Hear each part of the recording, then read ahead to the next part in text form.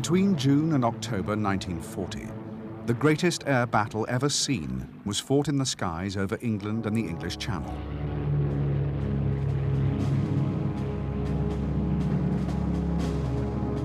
In the Battle of Britain, the German Luftwaffe and the British Royal Air Force waged a bitter struggle for aerial supremacy that lasted almost 4 months.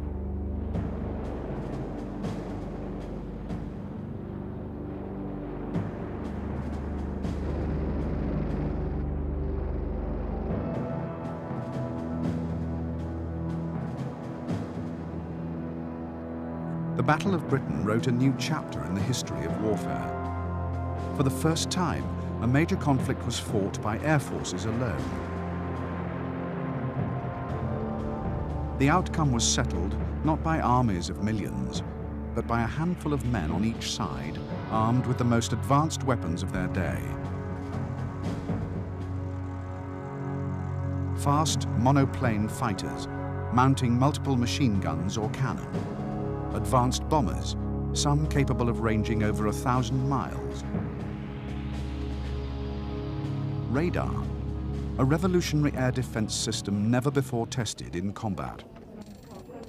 The Battle of Britain was a trial, not only of the courage and skill of fighting men, but of the scientific and technical ingenuity of the warring nations. For Nazi Germany, the great prize in this epic contest was to have been a clear path for an invasion of England. In fact, at the hands of the RAF, the Third Reich would suffer its first major defeat.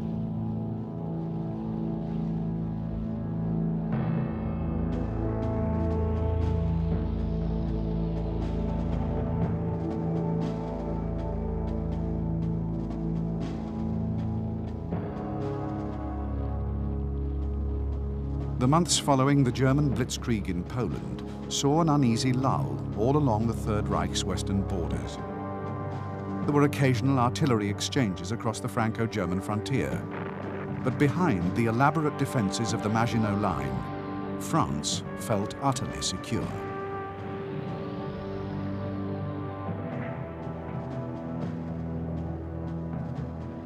If there were to be a German attack in the west, it was generally believed it would be directed first at Belgium.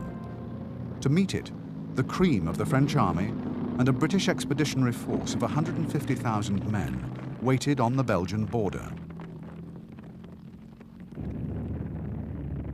With the expeditionary force was the bulk of the British Army's transport and heavy weaponry. The force also had several squadrons of British fighters, and some were already seeing action against German aircraft intruding into French territory.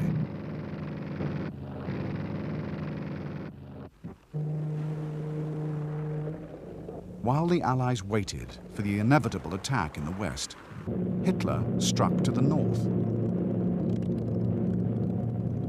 Norway and Denmark were invaded by land, sea, and air.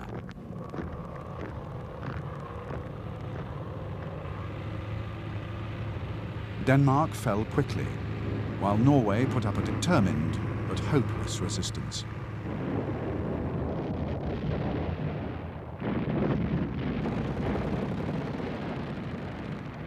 Even before the Norwegian campaign was over, the countdown to blitzkrieg in the west had already begun.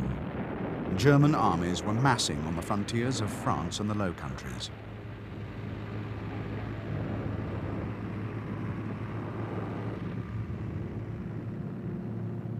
The storm broke on May the 10th, 1940. The German offensive opened with more than 300 Luftwaffe bombers attacking 22 Allied airfields in northern France, Belgium, and Holland.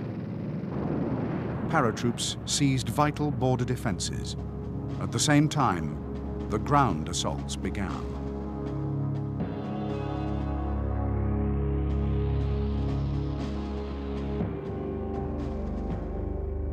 The German strategy was a two-pronged attack. First, Army Group B with 29 divisions advanced into Holland and northern Belgium. The intention was to lure the British Expeditionary Force and the best divisions of the French army to the northeast, out of their prepared positions. Meanwhile, the main German striking force, Army Group A with 45 divisions, including 7 armored divisions, pushed into southern Belgium and Luxembourg. Outflanking the fortifications of the Maginot Line, they crossed the wooded hills of the Ardennes, an area believed by the Allies impossible for tanks to penetrate.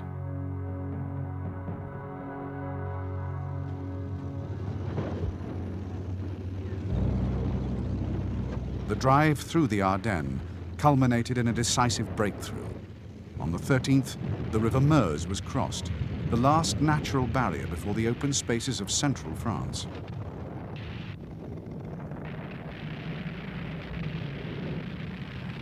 Within days, the Germans had torn a gap in French lines 50 miles wide and were racing westwards.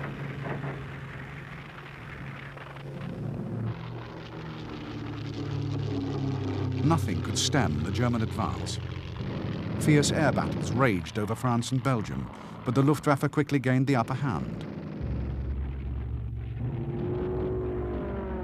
By May the 15th, the French Air Force was already collapsing, and the British had lost more than 200 aircraft.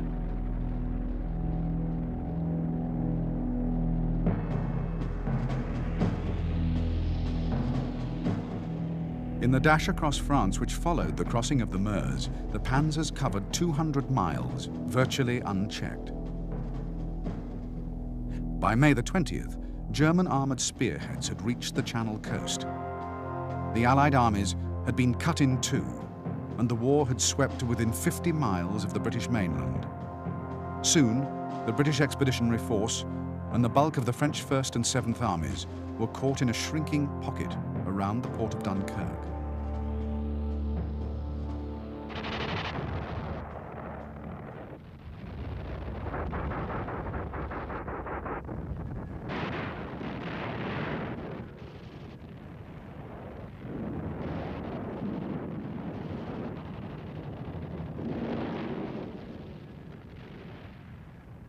The successful evacuation of the expeditionary force from Dunkirk would be seen in Britain and around the world as a towering achievement. But the fact remained that in France, Britain had suffered dreadful losses of men and equipment. Most dangerous of all, the battle had severely weakened the Royal Air Force. Almost 1,000 RAF aircraft had been destroyed, more than half of them fighters. And already, from Norway to the west coast of France, the Luftwaffe was establishing itself on the airfields of its conquered enemies.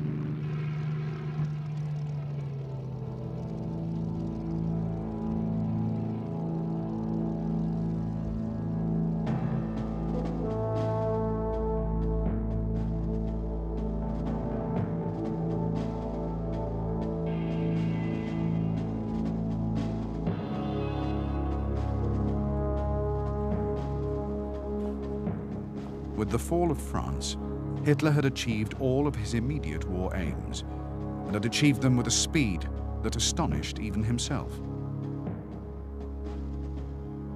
In Hitler's mind, the war was over, at least for the time being. Not only had he made no plans for dealing with continued British opposition, but for many years he had nurtured deep misgivings about war with the United Kingdom.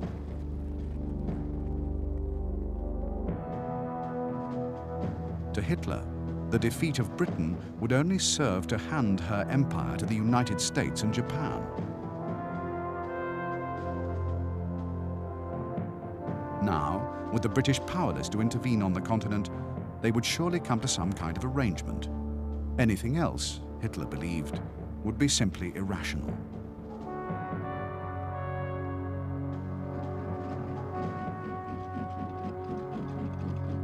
Increasingly impatient, Hitler waited for news that Britain was willing to make peace. But compromise never came.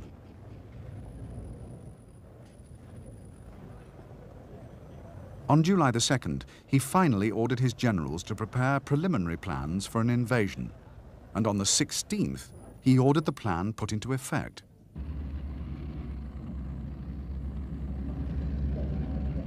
The operation, codenamed Sea Lion, was to be ready by mid-August. Yet even at this stage, Hitler was hoping that the threat of invasion itself would be enough to force the British to negotiate.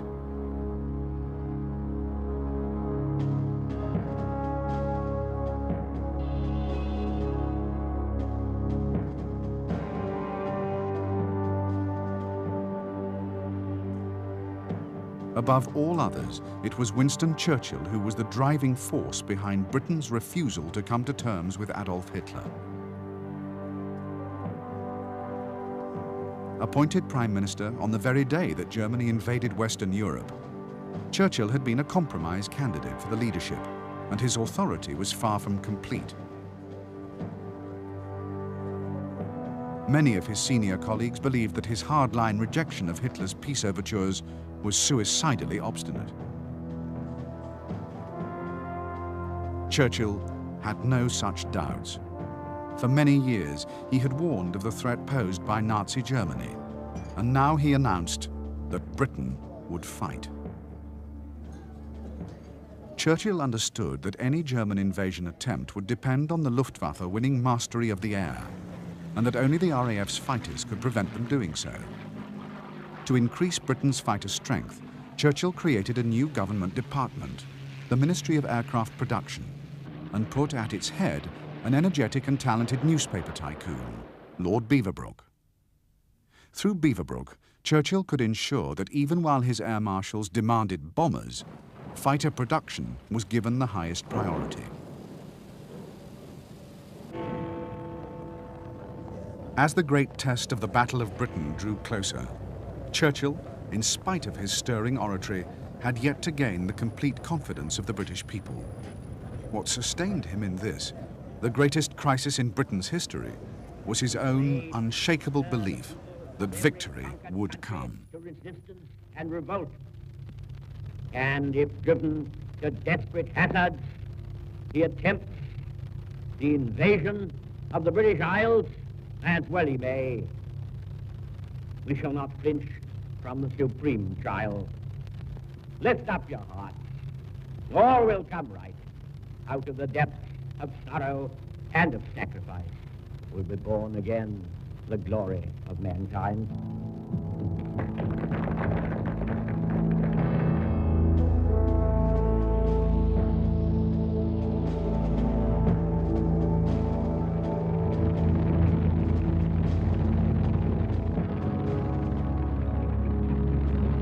In overall command of Operation Sea Lion, the invasion of England, was Field Marshal von Rundstedt, the man who had overseen the decisive flanking drive through the Ardennes, which had won the Battle of France.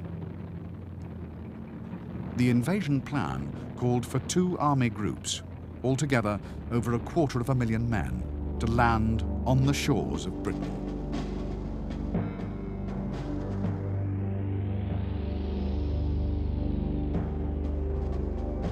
Von Rundstedt's Army Group A, made up of the 16th and 9th Armies, with 10 divisions and 650 tanks, was to embark in harbours between the estuaries of the Scheldt and the Seine. Protected at sea by U-boats and minefields, they would land on a strip of the English coast between Folkestone and Brighton. Part of the 9th Army would also land in the Isle of Wight, Portsmouth area. At the same time, parachutists would be dropped to cover the flanks of the invasion beaches.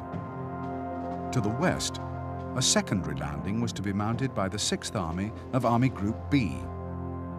Sailing from Cherbourg with 3 divisions in its first wave, 6th Army, its flanks also covered by parachutists, was to land in Lyme Bay and advance northward towards Bristol and the Severn Estuary. After a week consolidating their beachheads, the invaders would push forward to take the high ground along an arc from the Thames estuary to Portsmouth. In a second phase, London was to be cut off from the west and encircled, and the whole of southern England occupied up to a line running from the Severn to Malden in Essex.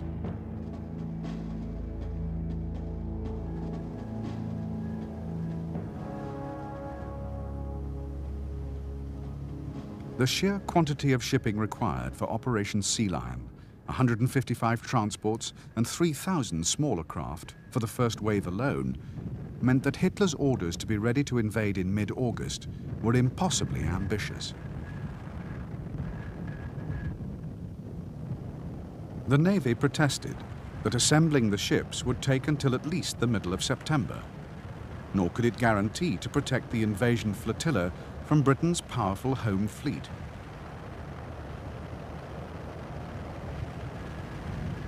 To the Army's dismay, the Navy was insisting that the landings be restricted to a narrower and much more easily defended front.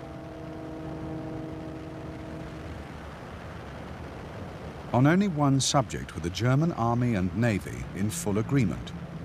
No invasion could succeed unless the Luftwaffe won complete control over the skies of southern England and the English Channel. The prospect of the invasion fleet being bombed and strafed as it crept towards England was a nightmare, and only German air power could prevent interference by the Royal Navy.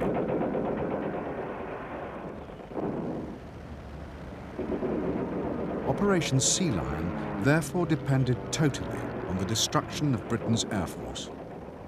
The Luftwaffe, flushed with its recent victories in Europe, was supremely confident that it could achieve that objective.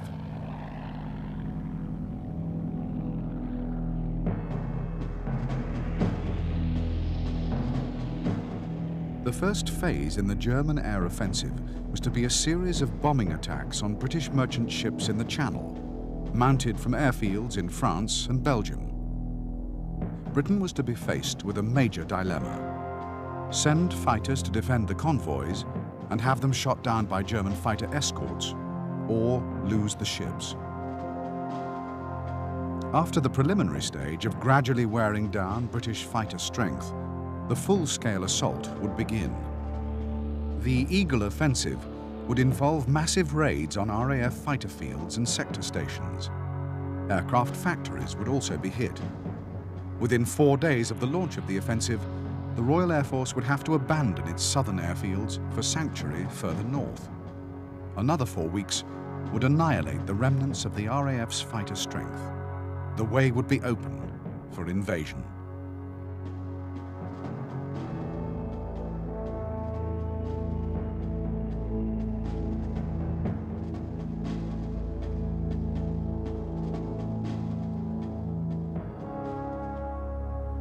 If British air and sea power were unable to beat off a German invasion fleet, the nation's survival would depend on the British Army. After the evacuation from Dunkirk, the Army had only 786 field guns and 167 anti-tank guns. There were only 2 armoured divisions, one of them incomplete, and altogether Britain had little more than 200 tanks heavy enough to take on the German panzers. The Army plan for defeating a German invasion depended heavily on infantry and on fixed defences.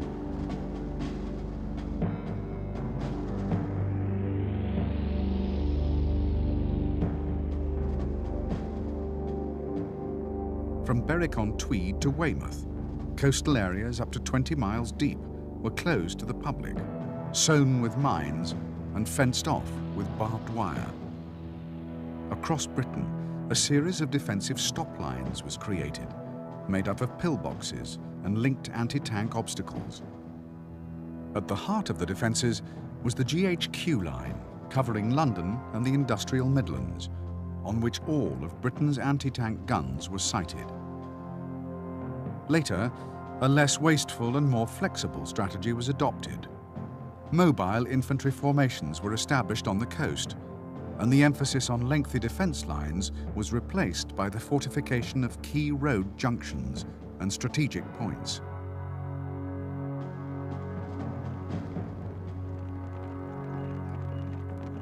If the worst happened and Britain were invaded, every available able-bodied man was expected to join in the fight. The local defence volunteers, the part-time force later renamed the Home Guard, had by now over 250,000 men, but was pitifully short of weapons.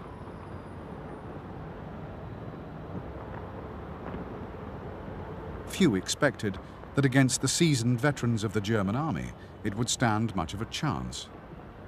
Nevertheless, the force could play a useful role by relieving the regulars of the more mundane tasks of manning minor roadblocks and doing local guard duties.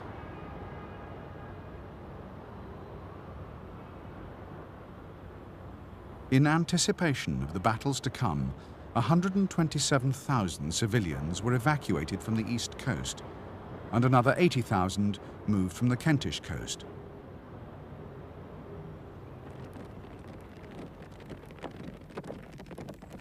Plans were already being laid to bomb the invasion beaches with poisoned gas, and experiments were carried out with underwater fuel pipelines, which would set the sea and the beaches ablaze as the German invasion flotilla approached.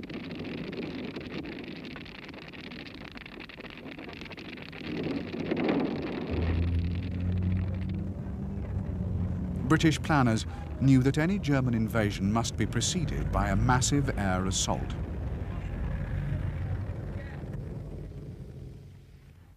The RAF strategy would be to conserve its fighters as an effective force, no matter what the provocation. Every raid must be met with just enough strength to deflect the raiders from their target and perhaps destroy some bombers, but no more. In this, Britain's most important asset would be its highly secret radar defense system.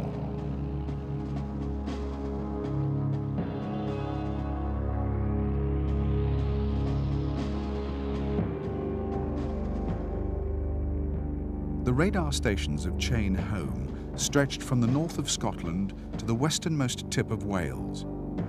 The system was capable of detecting aircraft to a range of 120 miles. However, it could not detect low-flying intruders. To fill the gap, stations operating on a shorter wavelength were added to the system. Chain Home Low could detect aircraft up to a distance of 50 miles.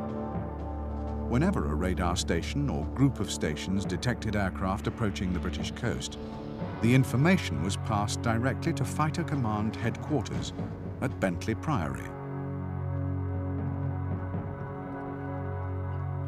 At Fighter Command, the job of evaluating radar reports, estimating ranges, and deciding whether detected aircraft were friendly or hostile was done in a filter room, staffed mainly by members of the Women's Auxiliary Air Force.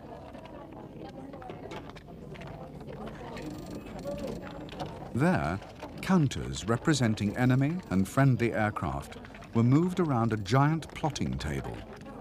The filtered information was passed next door to the Fighter Command operations room, and there, an identical plotting table was updated, and a decision was taken about which fighter groups were to be called in to the defense.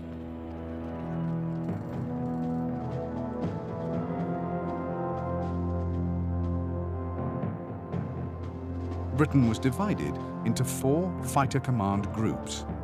13 Group in the north, its headquarters at Newcastle.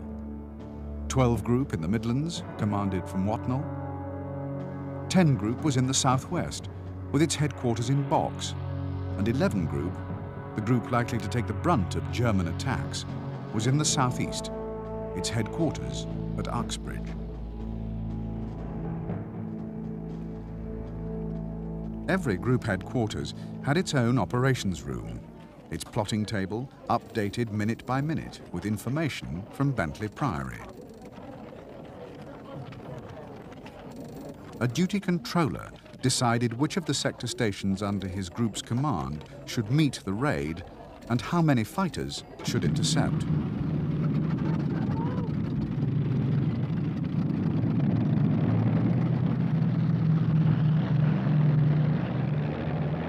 On orders from the group controller, the sector station's fighters were brought to a state of readiness or scrambled for an interception.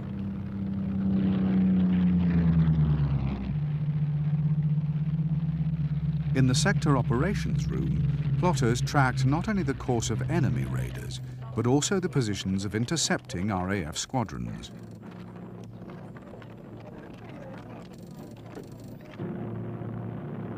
While inland of the radar net, these were known by means of a system called Huff Duff, or pipsqueak. in which radio signals, automatically emitted by the fighters, were tracked by the sector station. The sector controller could then direct the leader of each fighter squadron to his target, giving by radio the enemy's position, height, course, and estimated numbers.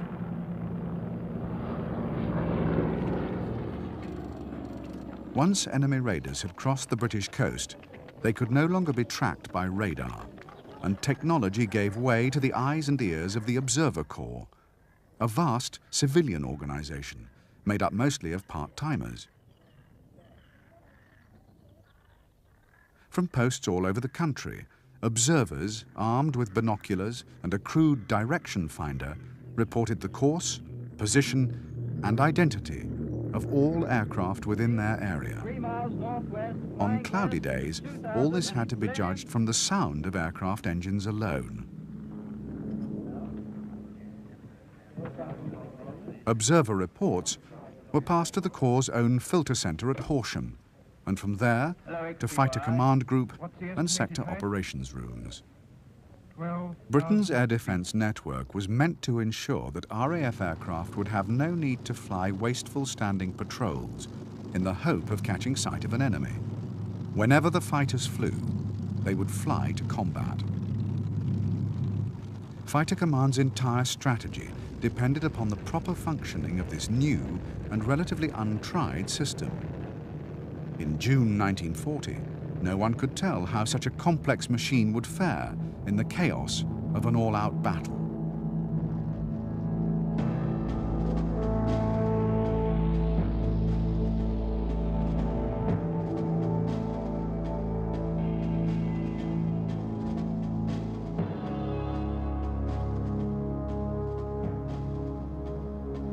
It was Air Chief Marshal Sir Hugh Dowding who had devised Fighter Command's defensive strategy for the Battle of Britain.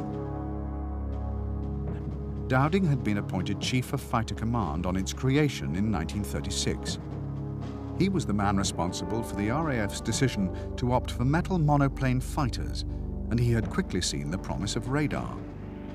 He went on to create the network of filter and operations rooms, observers and controllers that transformed primitive radar into a functional weapon. Once a course of action had been decided upon, Dowding would follow that course without swerving. In the Battle of France, he had already proved his mettle by resisting moves to send more fighters to the continent. By so doing, he antagonized Churchill, but succeeded in saving aircraft that Fighter Command could ill afford to lose. In the Battle of Britain, Dowding's strategy of conserving his fighter strength would again face serious opposition. The battle would be a trial, not only of Dowding's air defense system, but also of his belief in his own policy and his determination to see it through to the end.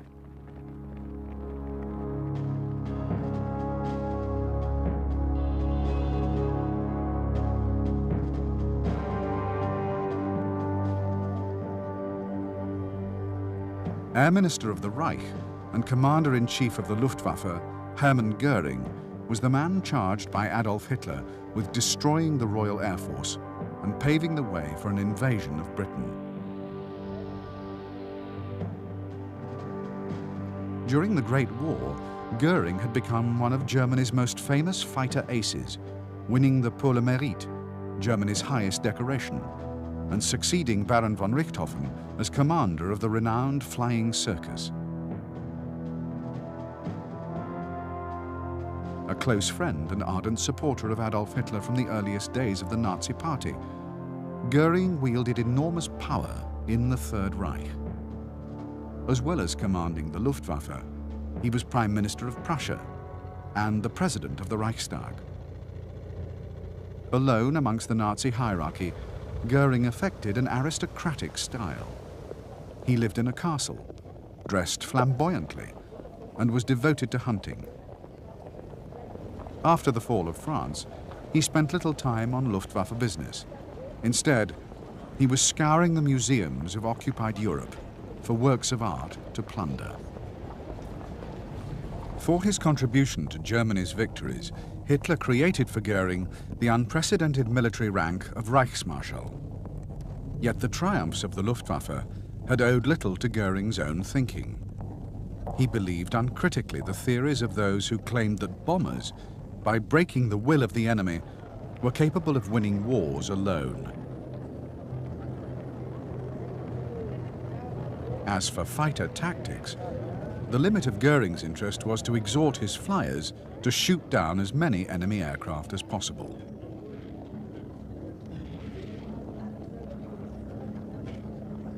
Goering was completely confident about the battle ahead. He saw his orders to destroy the RAF as another chance to prove the mettle of his Luftwaffe. To Goering, the needs of the German army and navy in the run-up to Operation Sea Lion were irrelevant. The Luftwaffe would wage its own war.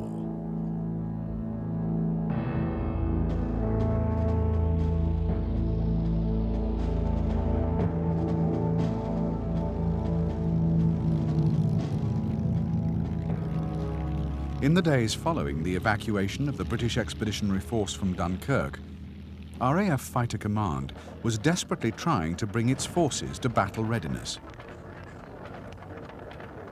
Every squadron suffered from some kind of shortage. Many pilots had been lost, and many aircraft had been damaged or were in need of servicing.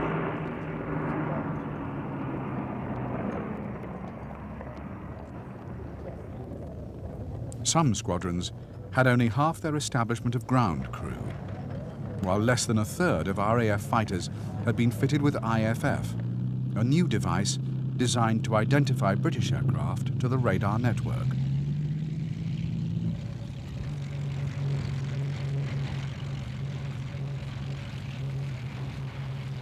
Amongst the chaos, there was one ray of hope. Production of Hurricanes and Spitfires in June was 446 aircraft, more than 2.5 times the level of only 3 months before. On July the 6th, Britain had 688 modern single-seat fighters, 2/3 of them fit for combat, and another 450 in reserve.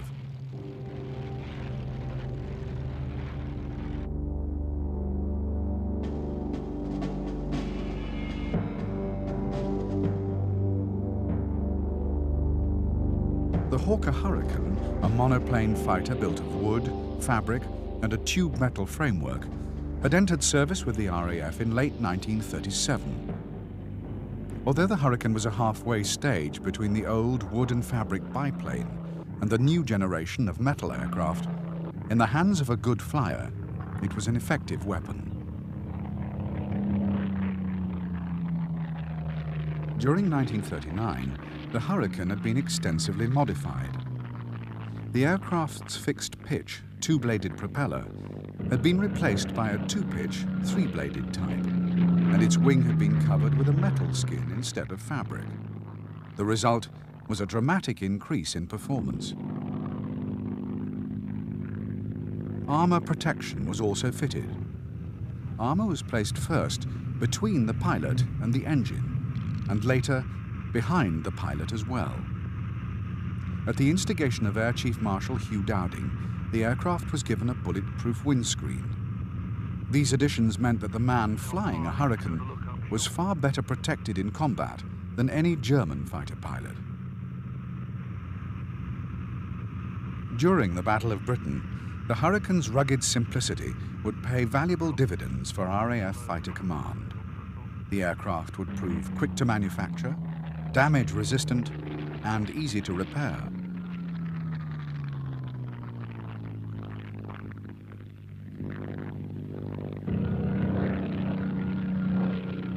The Hawker Hurricane quickly won the trust and admiration of the men whose task it was to fly it. The aircraft was a delight to handle, and its wide-track undercarriage made for particularly safe landing and takeoff on rough airfields. More than 2/3 of RAF fighters deployed in the coming battle would be Hurricanes.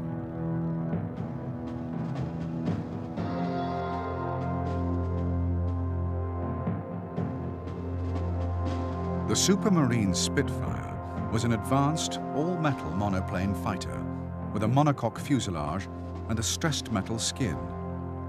For speed, the Spitfire's wings were extremely thin, yet their characteristic shape gave them the maximum area and great strength.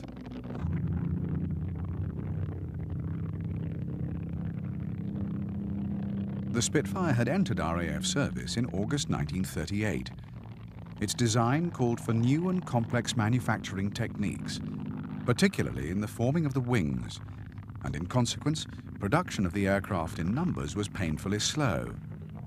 By the time of the Battle of Britain, far fewer Spitfires would be available for squadron service than the RAF had hoped.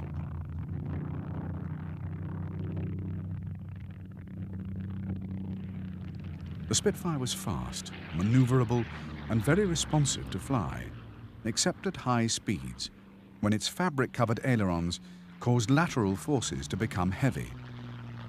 It was an extremely stable aircraft, so much so that it could be flown with hands and feet off the controls. However, for the novice pilot, there were dangers. Landing could be tricky, and if the aircraft entered a spin, the result could be lethal. Fitted with the same propeller and armor modifications as the Hurricane, the Spitfire's performance was unsurpassed at low and medium altitudes.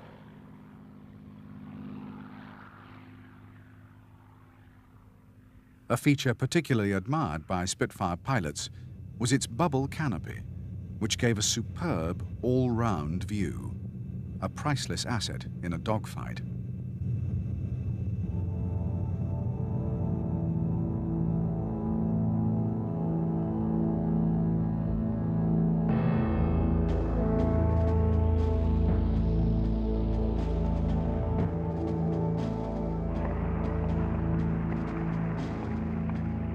In early July 1940, RAF Fighter Command had only 1,200 pilots. 435 experienced veterans had been lost in France, and until recently, the training schools were producing only 200 a month. It took almost a year to train a pilot in basic flying skills alone, and Fighter Command was painfully conscious that in an all-out struggle, losses could mount horrifyingly quickly. One solution was to expand the contingent of Commonwealth pilots in the RAF, and many flyers from Australia, New Zealand, Canada, and South Africa would fight in the Battle of Britain. There was also an influx of skilled flyers from the air forces of conquered Europe, including many Poles and Czechs. Some of these men would become the most dedicated and dangerous fighter pilots in the RAF.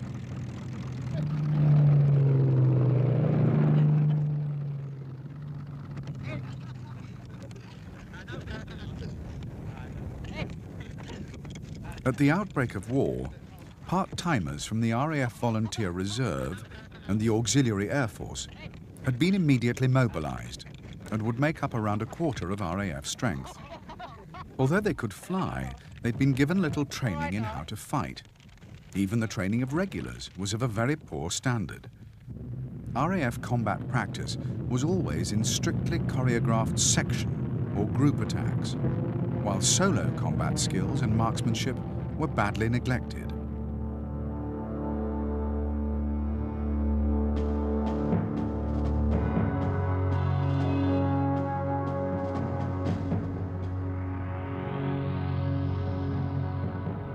Just as important as the fighter pilots were the RAF and civilian personnel responsible for keeping the aircraft at the highest state of combat readiness.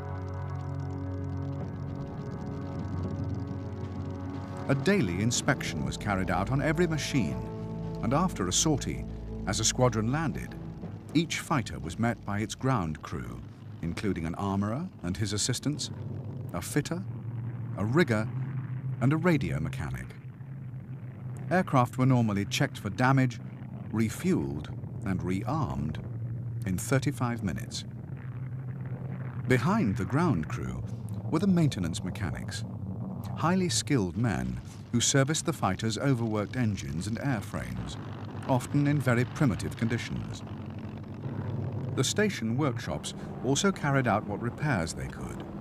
But if the damage was too great, the aircraft was dispatched to the civilian repair organization. Under Beaverbrook's Ministry of Aircraft Production, the repair units achieved near miraculous results. Over 60% of all the fighters sent to the organization returned to combat. Complete fighters were made by cannibalizing damaged aircraft, and during the battle, 1/3 of all new fighters to reach the squadrons would come from repair units.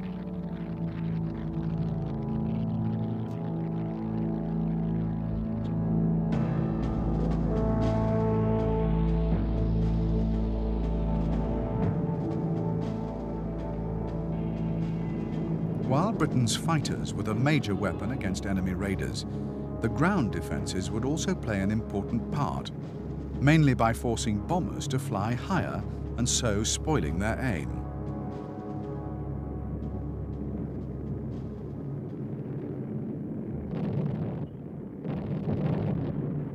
Anti-Aircraft Command, a branch of the Army, was led by the energetic and effective General Sir Edward Pyle, who worked closely with Fighter Command. In July 1940, Pyle had only 4,000 guns, almost half of them light weapons, and about the same number of searchlights. At night, or on cloudy days, accurate shooting was all but impossible. There were few of the new gun-laying radars, and gunners had to depend on all but useless sound locators.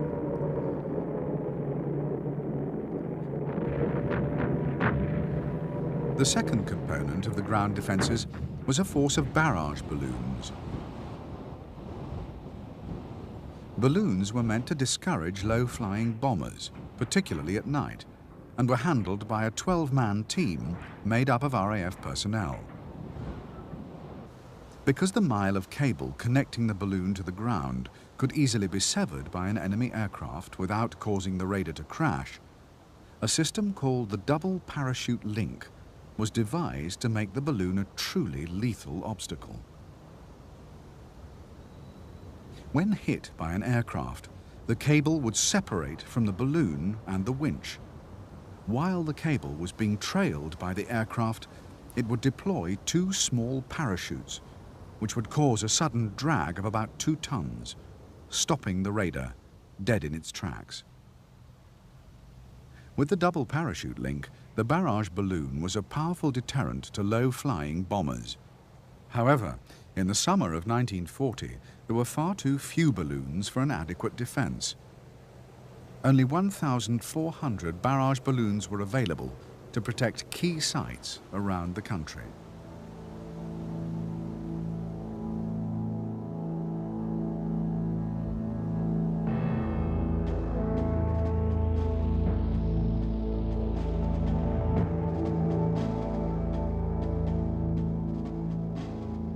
The German campaign in Western Europe, although a triumph for the Luftwaffe, had not been won without cost.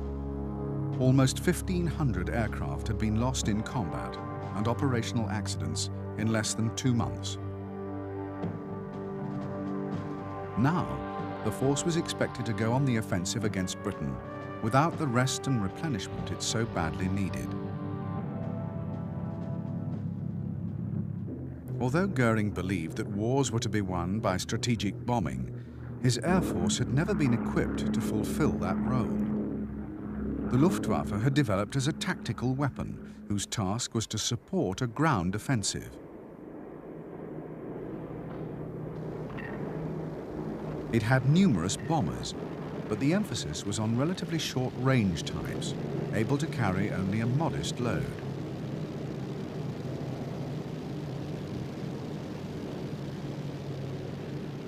Altogether, the Luftwaffe had 4,500 aircraft. Of these, almost 1,600 bombers and 1,100 fighters would be deployed for the battle, about 70% of them fit for combat.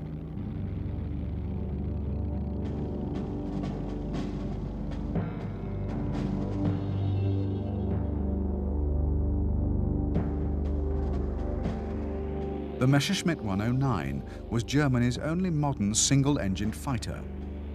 Its overall performance was comparable to the Spitfire, but it was more effective at high altitudes and better in a dive.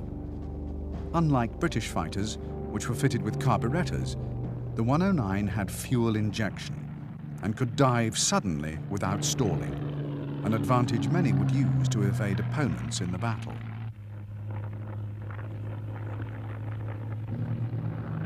Like the Spitfire, the 109's handling was heavy at high speeds. It had no tendency to spin, although its very delicate wings meant that German pilots were reluctant to turn as hard as their British counterparts. The aircraft's takeoff was extremely short, and its climb was excellent.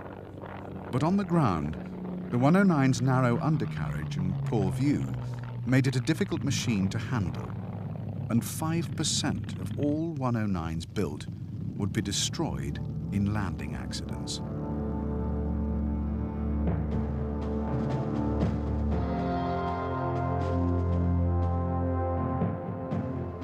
The Messerschmitt 110 two-seater was intended as a long-range escort fighter, the first aircraft of its type in the world. After its naval counterpart, it was known as a destroyer.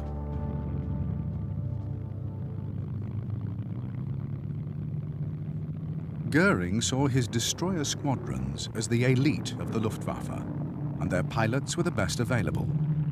But the aircraft would be a disaster in the Battle of Britain. Although formidably armed and much faster than the Hurricane, the 110 was too cumbersome a machine to take on the Spitfire. Before the end of the battle, destroyers would suffer the indignity of needing to be escorted by 109s.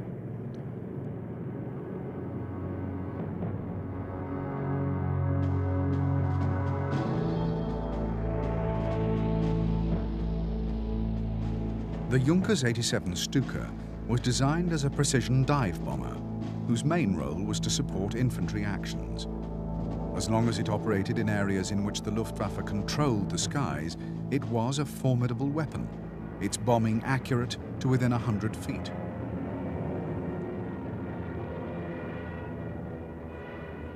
The Stuka was fitted with sirens to strike terror into the enemy, and automatic dive brakes to pull it out of its steep attack. In spite of the Stuka's ungainly appearance, it handled well. Its controls were light, and for its size, the aircraft was very maneuverable. Cockpit visibility was excellent, but compared with single-seat fighters, the two-seater Stuka was slow and poorly armed.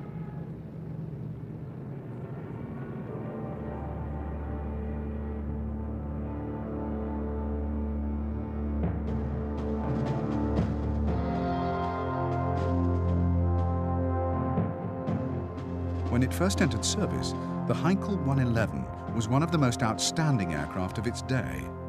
By the time of the Battle of Britain, although it was still a formidable weapon and had been updated many times, the design was beginning to show its limitations. The 111 was heavily armored and well armed, but the aircraft was underpowered and slow.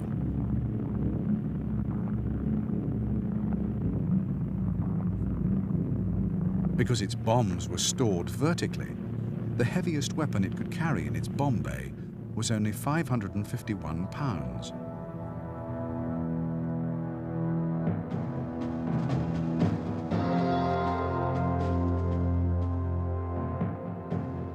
The Dornier 17, known from its shape as the flying pencil, had already ceased production by the start of the Battle of Britain.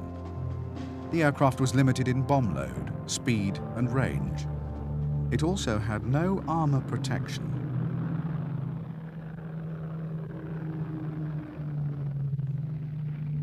In spite of all this, the Dornier remained popular with aircrew. It was the most reliable of all German bombers and was highly maneuverable.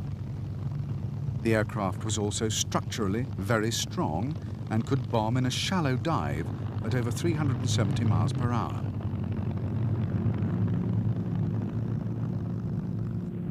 Because of their vulnerability, Dornier units favored low-altitude, terrain-following tactics to gain the advantage of surprise.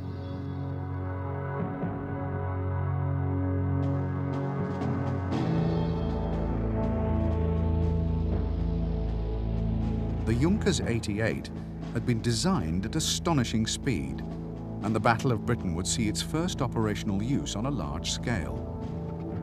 The aircraft was admitted by the RAF to be the best warplane of its type anywhere, and it would remain Germany's most effective bomber.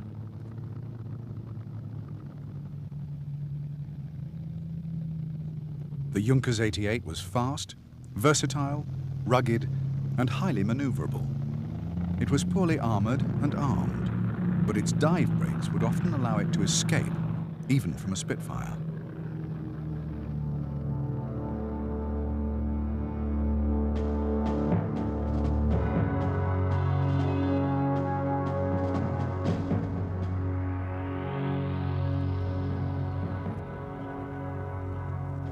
Amongst the airmen of the Luftwaffe, morale was at an all-time high. Victory in Poland and the West had left them with the belief that the German Air Force was invincible.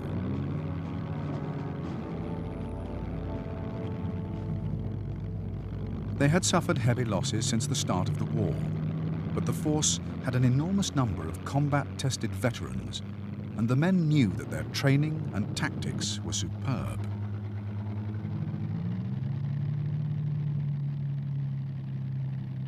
Fighter pilots learned to attack not only bombers, but other fighter formations, wing against wing, squadron against squadron, down to individual combat. Bomber crews were often trained together as a unit, and the captain of the aircraft, normally the observer, was taught to do the job of every other crew member, including flying the aeroplane.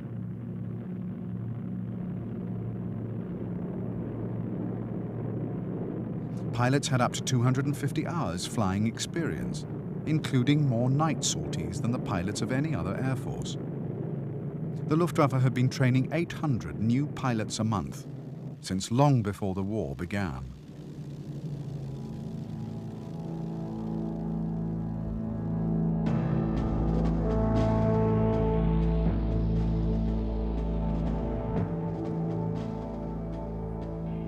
Like their RAF counterparts, German ground crew would be under enormous pressure throughout the battle.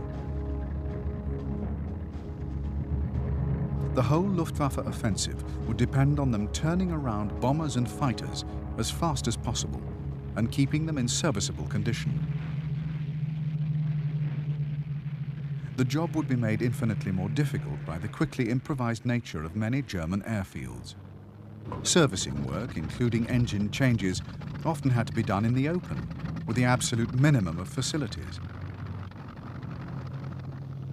Like their aircrew comrades, the morale of the men on the ground was high, but after 2 months of operations, and still laboring to establish 100 new air bases, they were badly in need of rest. On the production front, although few airmen knew it, the Luftwaffe had already lost its edge over Britain. In June, Germany had built fewer than 900 aircraft, including only 140 single-engined fighters, less than 1/3 of British fighter production.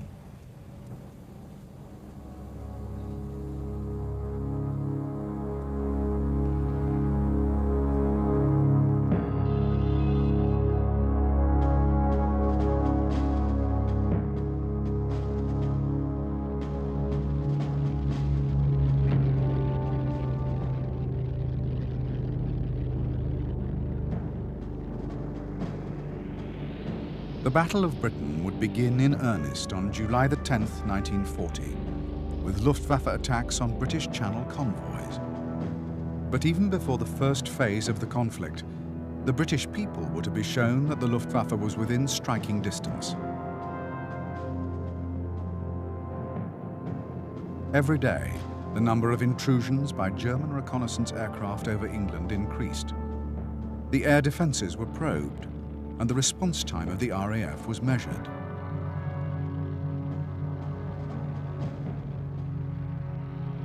The next step was a series of night attacks on British factories, ports, and airfields.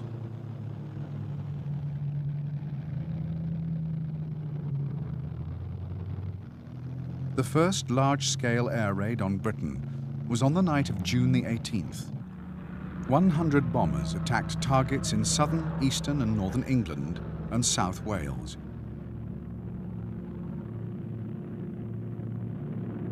Before the end of the month, there were 8 more nights of bombing, the raiders ranging widely over the north, the Midlands and southern England, causing many civilian casualties.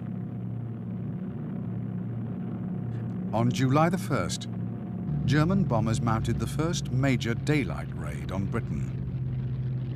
The targets were Wick in Scotland and Hull in Yorkshire. From now on, the raiders would come by day and by night, and on both sides, losses would begin to mount.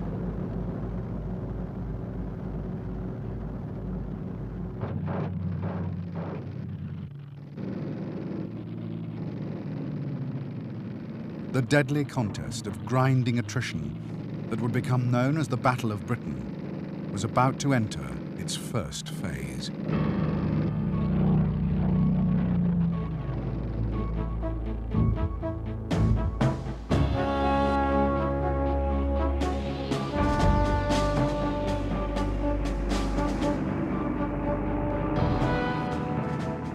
While the Luftwaffe completed its deployment for an all-out offensive against the RAF and waited for the final go-ahead from Adolf Hitler, British Channel convoys offered easy targets.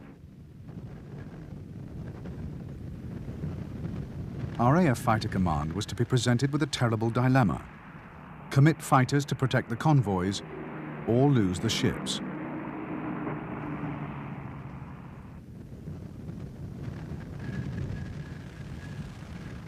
When plans had been drawn up for Britain's air defence, the RAF had never been asked to include fighter cover for convoys. The cargoes could have been transported by rail, but the Admiralty was insisting that the merchantmen continue to sail for reasons of national prestige. Air Chief Marshal Sir Hugh Dowding was forced to agree to defend the ships, but he was determined to do so with the smallest possible number of fighters.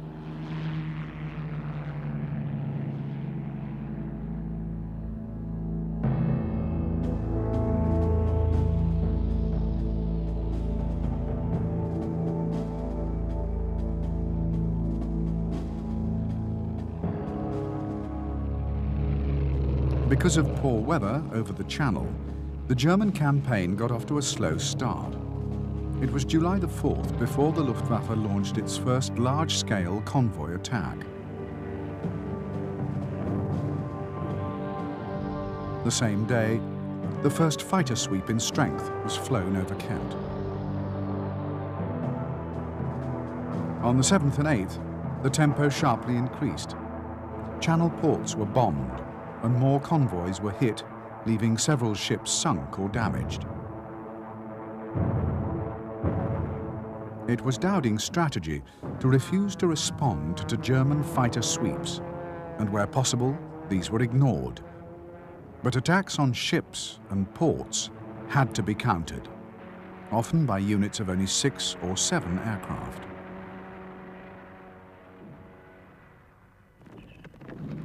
It was on July the 10th that the Luftwaffe launched the first massive attacks clearly intended to draw RAF fighters into combat.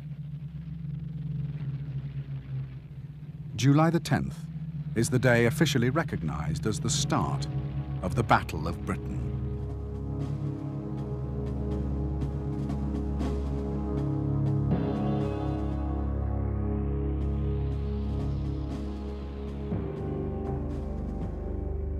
The Luftwaffe's target was a convoy codenamed Bread, heading from the Thames estuary to the Dover Straits. The raiders were 27 Dorniers of the 2nd Bomber Wing, escorted by 24 110s and the same number of 109s. To meet them, elements of 4 British squadrons were scrambled. 56 and 111 squadrons fielded 18 Hurricanes. 32 Squadron from Biggin Hill scrambled another 6. And 74 Squadron from Hornchurch joined in with 6 Spitfires. In all, 30 British fighters met 75 German aircraft.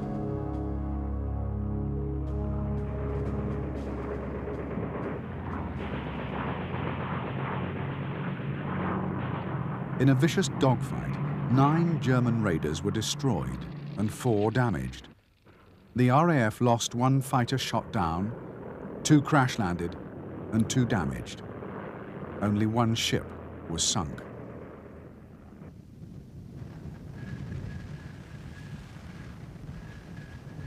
Although such a rate of exchange was perfectly acceptable to fighter command, the results of future clashes would not always be so favourable. On the 19th, when a major battle was fought in the defence of 9 convoys, 11 British aircraft were lost for only 4 Germans shot down.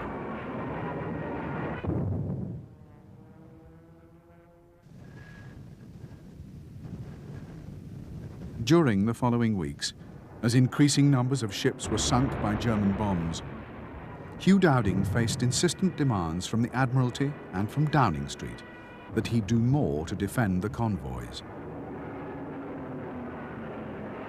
As a compromise, he agreed to mount a limited number of standing patrols, a severe drain on his resources. With the real battle yet to begin, the number of sorties flown by fighter command was already reaching as many as 600 a day.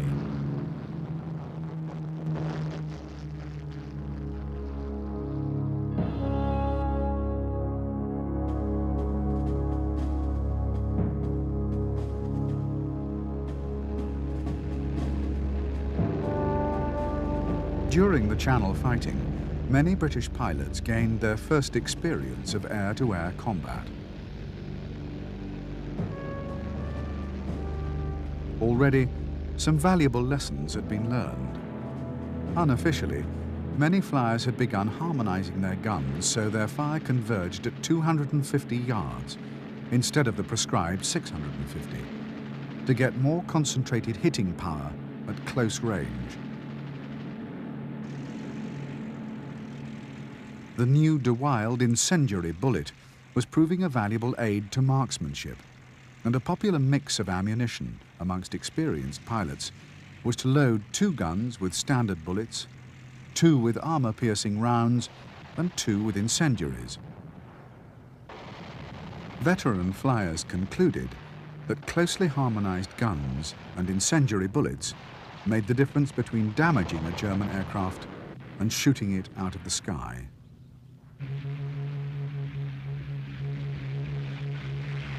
The performance of British fighters was also being improved. New constant pitch propeller units were fitted to increasing numbers of Spitfires and Hurricanes. As a result, British and German fighters were more closely matched than ever before. In spite of this, a disturbing trend was emerging in the Channel combats. British pilots were all too often coming off badly in fighter-to-fighter encounters. The problem, although few realized it, lay with desperately inadequate RAF tactics.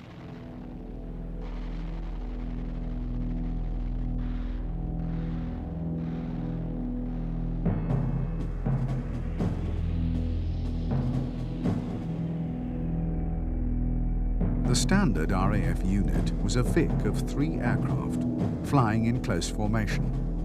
In a turn, the 2 inside aircraft had to throttle back to allow the one outside to accelerate round. Maneuvers had to be gentle if flyers were to hold their place, and much of the agility of the single-seat fighter was lost. Equally dangerous, a 3-aircraft formation would eventually break in the turmoil of combat, and there was a very high chance that one pilot would be left flying alone. For a fighter pilot, the most dangerous situation imaginable. The British fighter squadron was made up of 12 aircraft, split into 2 flights, each of 2 Vics. Because the fighters were packed tightly together, the formation was easy to spot in the sky, and the high risk of collision meant that little of any pilot's attention could be devoted to watching for the enemy. Sometimes an extra aircraft was placed to weave behind and keep a lookout. Alone and highly vulnerable, the chances of survival for a tail-end Charlie were slim, and the practice was soon abandoned. The tactics of the Luftwaffe were immeasurably better suited to the realities of air fighting. The basic formation was the Rote of 2 aircraft, a leader and his wingman whose duty it was to support the leader at all times. 2 Rote made up a section, or Schwarm, normally well spaced and staggered in height and position. The Schwarm was difficult to spot in the sky. It gave plenty of room to each aircraft, and so the time to keep a sharp lookout, and it was easy to maneuver. German fighter pilots had reinvented the First World War crossover turn, in which every aircraft flies at the same speed, but positions within the Schwarm are reversed. No throttle adjustments were needed, and the turn could be tight and fast. 3 Schwarmen, formed up loosely abreast and well spaced, made up a Staffel, or squadron of 12 aircraft.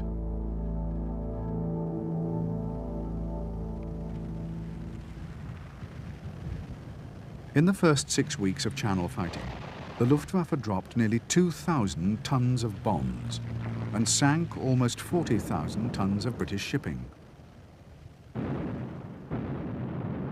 The cost to the German Air Force was 316 aircraft. In those same 6 weeks, the RAF lost just over 200 Spitfires and Hurricanes.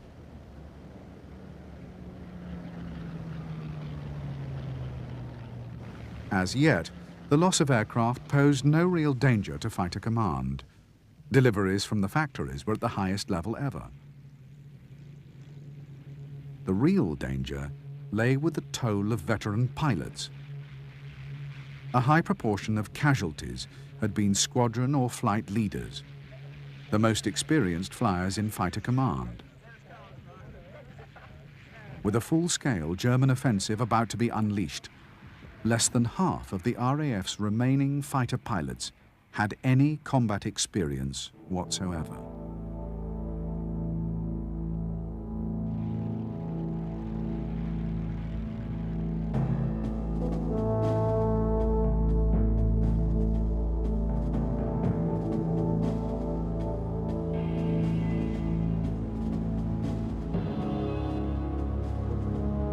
By the first week in August, the Luftwaffe had virtually completed its build-up for the Eagle Offensive, the all-out attack on the RAF that was intended to win air supremacy over southern England in a matter of days. The aircraft and the men were in place. Bombs, ammunition and fuel were stockpiled, and the forces were fully organized for the battle ahead.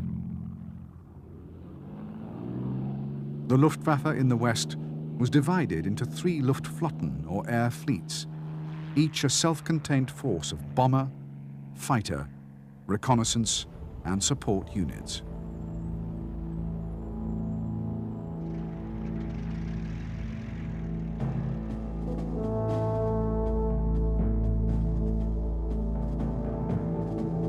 Of the 3 Luftflotten facing Britain, the strongest was the 2nd Air Fleet, with its headquarters in Brussels.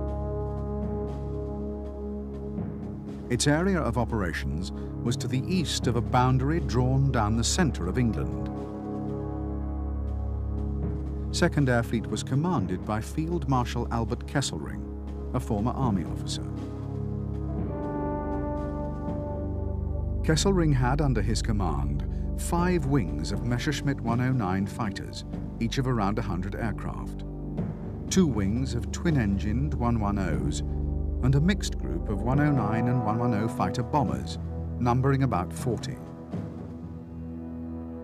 Kesselring's striking power was 2 wings of Stukas and 6 wings of twin-engined bombers. 3rd Air Fleet was based in France, south of the Seine, and had its headquarters in Paris. The fleet was commanded by Field Marshal Hugo Sperl, the most experienced senior officer in the German Air Force. For escort duties, Sperl had 3 wings of 109 fighters and a wing of 110s. His bomber force was made up of 4 wings of Stukas, some under strength, and 5 wings of twin-engined machines. There was also a single group, around 30 aircraft, of precision night attack and Pathfinder bombers. To the north, in Norway and Denmark, was the 5th Air Fleet, with its headquarters at Stavanger. 5th Air Fleet was commanded by Colonel General Hans-Jürgen Stumpf, an ex-army officer. Stumpf had 2 wings of twin-engined bombers and 1 of twin-engined fighters. He also had a wing of 109s, but their range was too limited for operations over Britain. Altogether, 5th Air Fleet had only 163 combat aircraft capable of fighting in the battle.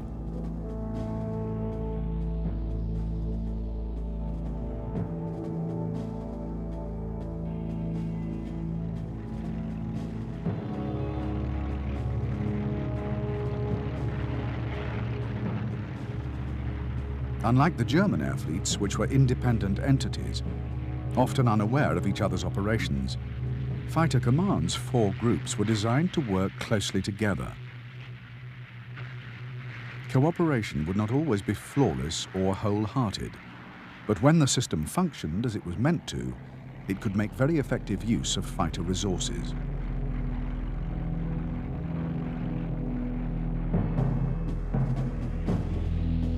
The strength of each fighter command's groups was geared closely to the degree of threat each area faced. 11 Group, closest to France, was by far the strongest of the RAF's fighter groups. 11 Group was commanded by Air Vice Marshal Keith Park, a fighter ace of the First World War and a brilliant tactician. Park had 15 squadrons of Hurricanes and 6 of Spitfires. 10 Group, to the west, had only recently been formed. The group's commander was Air Vice Marshal Sir Christopher Quentin Brand. Brand had 3 Hurricane squadrons and 4 squadrons of Spitfires. 12 Group was based in the Midlands and was the second most important of the RAF's fighter groups. The group was commanded by Air Vice Marshal Trafford Lee Mallory. Lee Mallory had 6 squadrons of Hurricanes and 5 of Spitfires.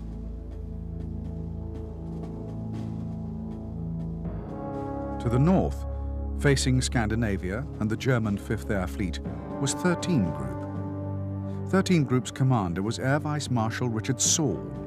Saul had 9 Hurricane squadrons and 4 squadrons of Spitfires.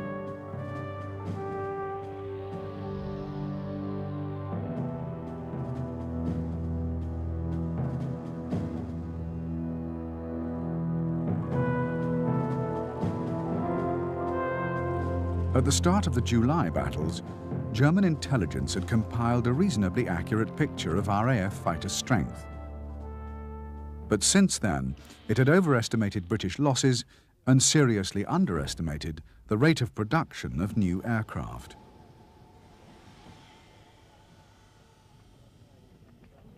Even after so many weeks of operations, the Germans knew very little about Fighter Command's air defense system. Although Germany had developed radar equipment of its own, it had never devised anything like the complex network the British had built.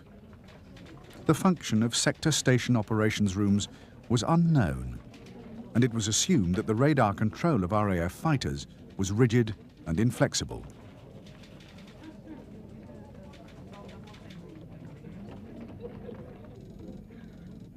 On the British side, intelligence was much more effective. By listening to radio traffic, including signals sent when aircraft sets were checked before a sortie, the strength of an imminent raid could be estimated with remarkable accuracy.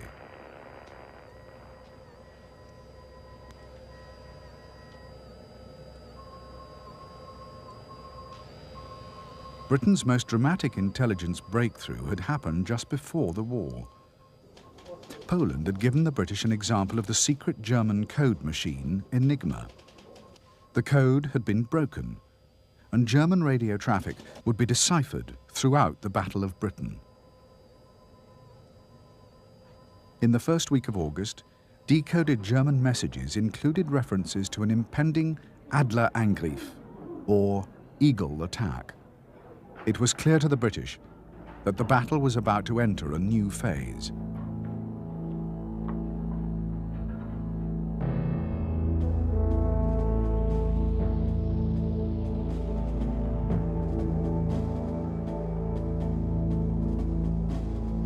In Führer Directive No. 17, Adolf Hitler authorized Goering to begin the Eagle offensive at any time from August the 5th. Due to logistical problems and the weather, the offensive was postponed twice, but the forecasters finally concluded that August the 13th would see clear conditions for Eagle Day, the start of operations.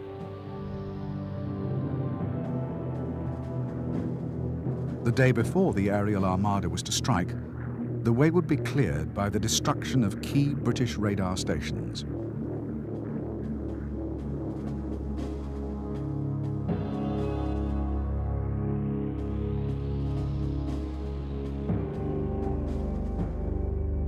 The radar installations chosen as targets were the chain home stations at Rye, Pevensey, Ventnor, and Dunkirk, and the chain home low station at Dover.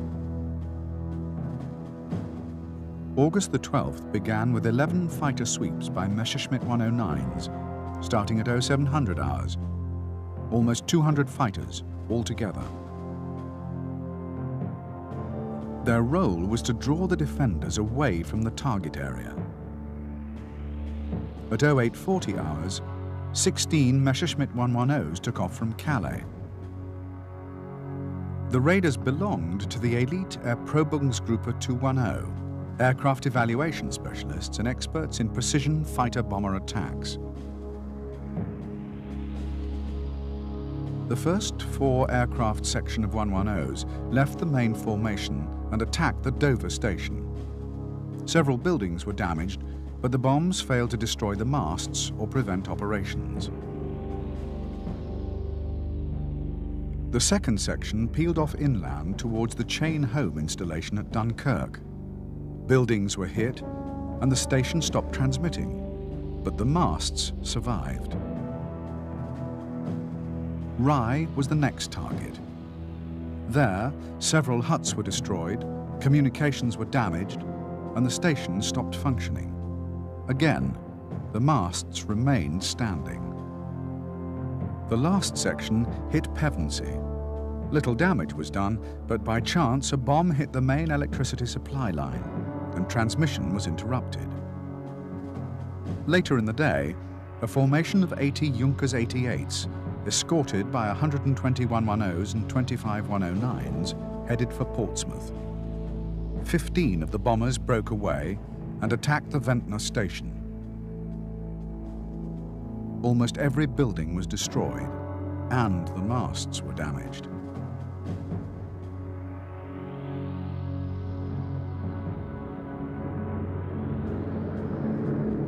For the rest of the day, the Luftwaffe worked hard to take advantage of the chaos in British defences. Manston Airfield was badly damaged, as were the fighter stations at Hawkins and Lymm. In the Channel, Stukas attacked convoys, sinking 2 small ships, and their 109 escorts shot down 4 Hurricanes. To the Luftwaffe, the day's operations seemed to have been a resounding success. However, in spite of the dash with which the attacks had been carried out, and the loss of 27 German aircraft, little had been achieved. The only targets that really counted were the radar stations, and of the 5 hit, 4 were out of action for no more than 6 hours. Only Ventnor was so badly damaged that it would stay down for several weeks. On Eagle Day, the German formations would find it as difficult as ever to take RAF Fighter Command by surprise.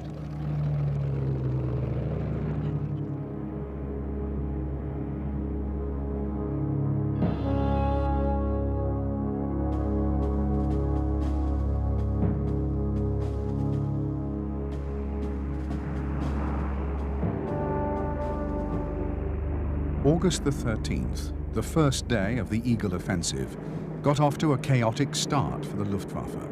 In the morning, the weather was bad with low cloud and poor visibility. Orders went out to postpone operations, but several units never received them, and raids were launched piecemeal, 2 of them without fighter cover.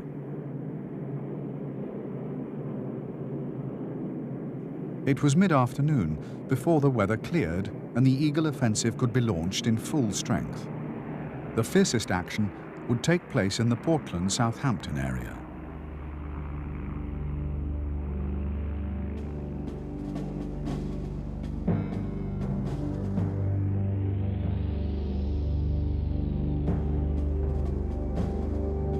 The first massive assault was spearheaded by 3109s and 3110s. Behind them came 120 Junkers 88 bombers. Their first target was Southampton, which suffered heavy damage. Some of the Junkers broke off and attacked Portland. The raiders were intercepted by elements of 4 British fighter squadrons. The next wave of German raiders was of 77 Stukas, escorted by 109s of the 27th Fighter Wing. Their target was the sector station at Middle Wallop, but en route they were bounced by the returning Spitfires of 609 Squadron, and 9 Stukas were destroyed. Further to the east, there were more Stuka attacks, covered by 109s of the 26th Fighter Wing. The first target was Rochester in Kent, where there was a bomber factory, but the raiders were intercepted by Hurricanes of 56 Squadron and forced to turn back. The second attack was on a coastal command airfield at Detling. There, the operations block and all the hangars were destroyed, and 67 people killed.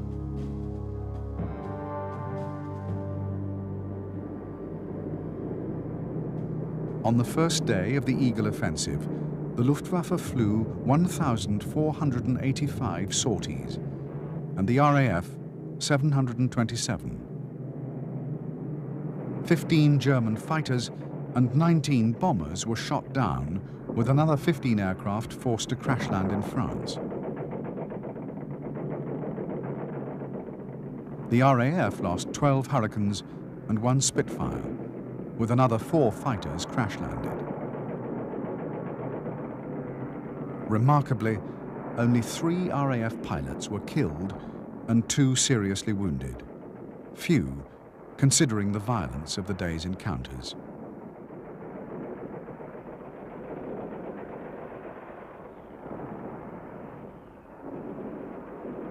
On the ground, 47 British aircraft had been destroyed, but only 1 was a fighter.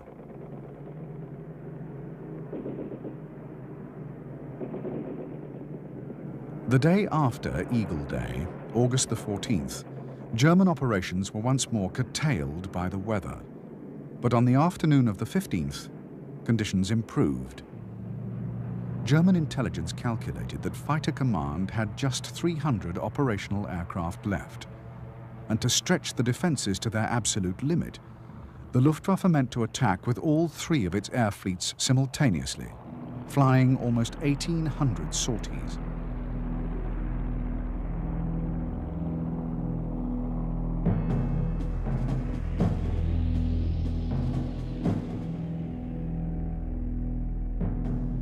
In the south, the action began with a raid by 60 Stukas, covered by 4109 escorts. Their targets were Fighter Command forward airfields at Hawking and Lymm. Both airfields were badly damaged, and Lymm would be out of action for 3 days. The next wave was of 25 110s, which swept in to strafe the airfield at Manston.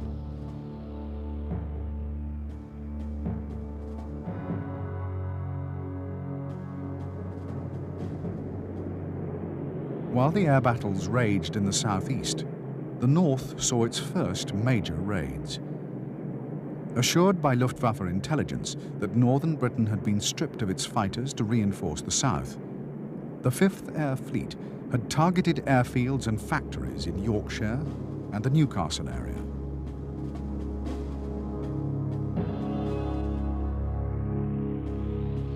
As a prelude to the main assault, a decoy force of 17 seaplanes was sent to trigger the British defences and draw RAF fighters well to the north of the real targets.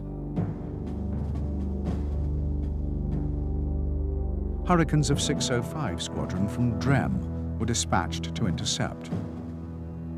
Unfortunately for the German bombers, 63 Heinkel 111s, escorted by 21 Messerschmitt 110s, a navigational error led them along the path of the decoys. They ran straight into 605 Squadron's Hurricanes, and elements of 3 more British squadrons joined the chase. The raiders were cut to pieces. To the south, a second attack by 50 unescorted Junkers 88s from Denmark was also badly mauled by fighters from 41 Squadron at Catterick.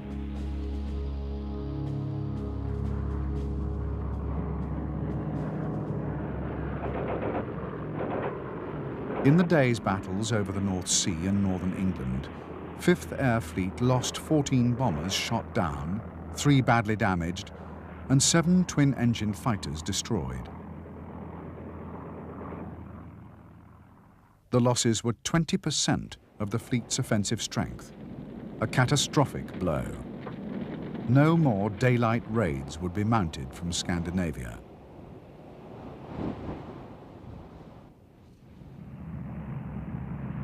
Even before the battle in the north was over, the 2nd and 3rd Air Fleets were launching their own gigantic assaults. British radar screens on the Channel coast were so swamped with signals from incoming formations that individual units could no longer be told apart.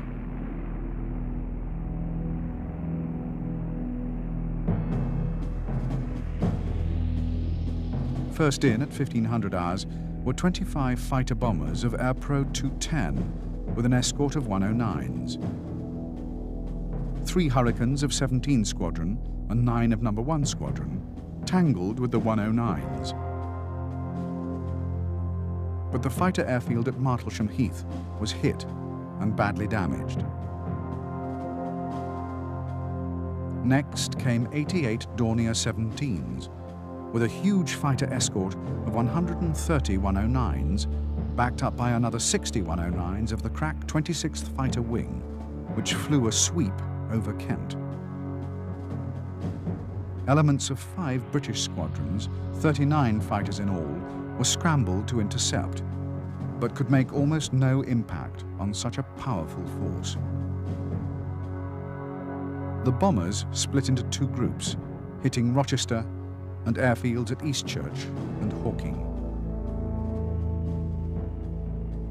Later in the day, the fighter bombers of Airpro 210 went into action once more. Their intention was to bomb and strafe Kenley, a vitally important sector station.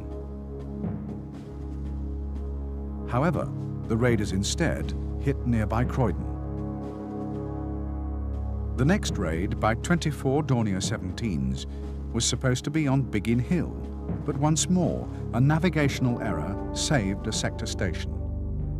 The raiders hit West Malling, an ordinary fighter airfield, which was not yet fully operational.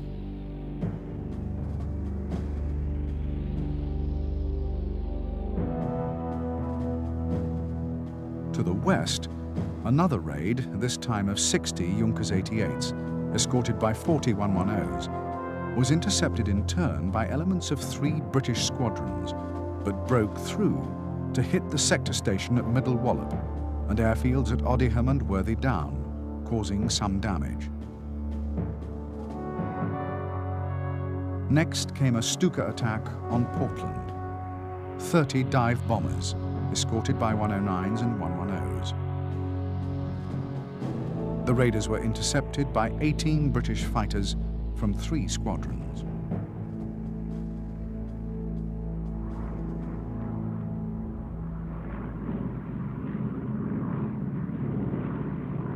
August the 15th would prove to be the most hard-fought day of the Battle of Britain. 14 British squadrons saw action. Some of them scrambled several times, and in all, the RAF flew almost 1,000 fighter sorties. Air Chief Marshal Sir Hugh Dowding's policy of going for enemy bombers while trying to avoid fighter-to-fighter engagements paid off handsomely. 71 German aircraft were shot down for the loss of 31 British fighters. On 2 of the following 3 days, the Germans maintained the awesome power of their offensive. The radar stations at Ventnor and Poling were badly damaged. Airfield after airfield was attacked, including sector stations at Kenley, Tangmere, and Biggin Hill. Another 100 German aircraft were destroyed for 53 British.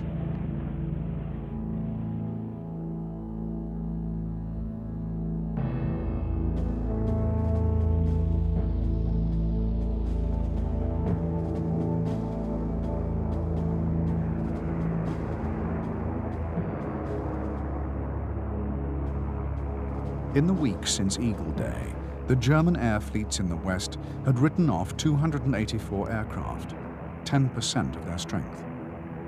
The slow and unwieldy Stukas had suffered particularly horrific losses. 30 destroyed or badly damaged in one day alone. Even more serious for the Luftwaffe, the vaunted Messerschmitt 110 destroyer, the only long-range German fighter, had shown itself incapable of taking on the Spitfire or the Hurricane. 79 110s had been destroyed in a week. It was a particularly hard blow to the air fleets. Now, the bombers would have to depend exclusively on the 109 for protection, and with no suitable drop tanks available, the endurance of the 109 over Britain was hardly more than 20 minutes.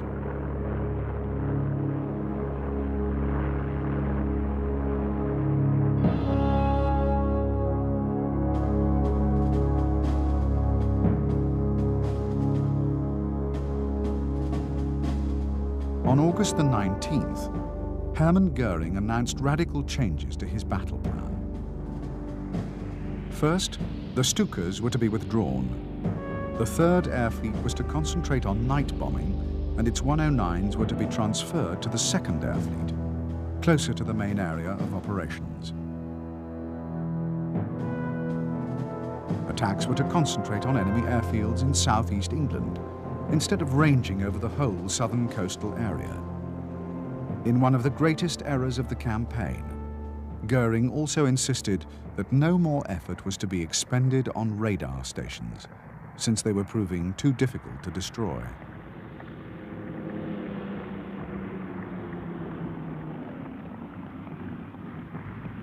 Fighter tactics were also to change. Responding to bitter criticism of the fighter arm from his bomber pilots, Goering ordered the 109s to stick close to the bombers. The fighter leaders were horrified. They would be throwing away the advantage of height and the priceless ability to attack out of the sun. To make matters worse, because they would have to zigzag to keep station with the slower bombers, they would waste already precious fuel.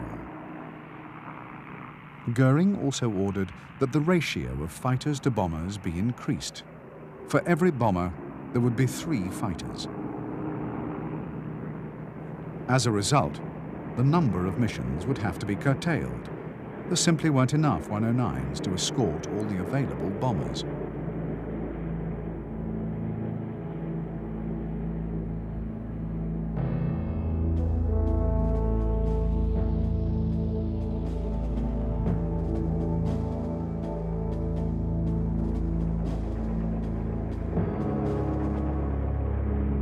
From the 19th to the 23rd of August, cloudy weather restricted daytime operations by the Luftwaffe to small-scale hit-and-run attacks. Meantime, night raids were intensified with the bombing of Liverpool, Sheffield, Derby, Coventry, and Hull. The aim was to cripple the industries on which Britain's fighter strength depended, but although there were many civilian casualties, aircraft production was hardly affected. It was on the 24th that major daylight operations began once more. With them commenced a period of crisis for RAF Fighter Command.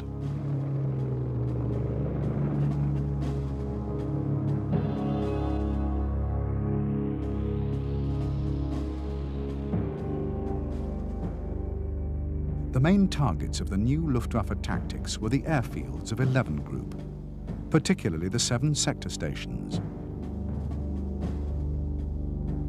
The first to be hit in this new phase of the battle was North Weald, which was badly damaged on the 24th.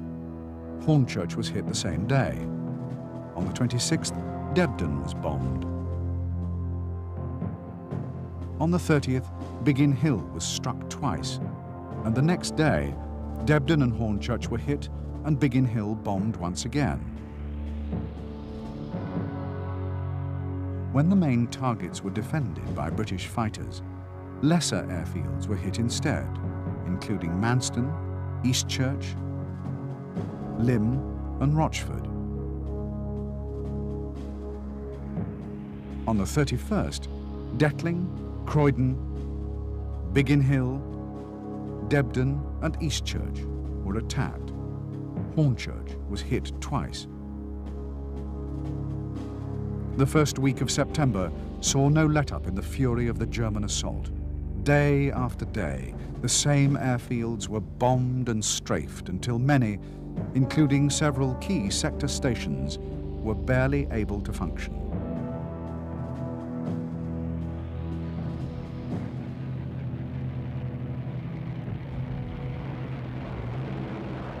In believing that the RAF could be forced to defend its inner airfields, Hermann Göring was being proved correct.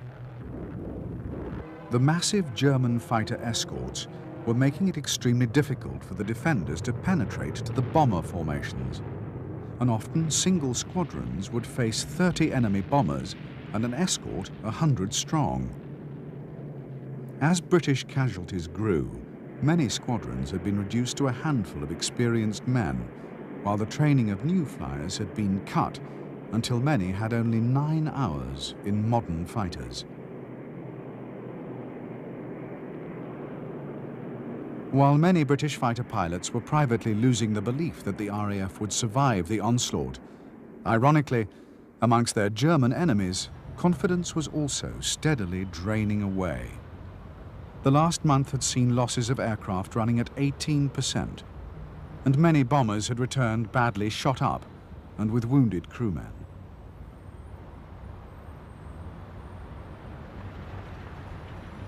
In August alone, Luftwaffe aircrew losses were 229 killed or captured, 80 wounded, and 264 missing.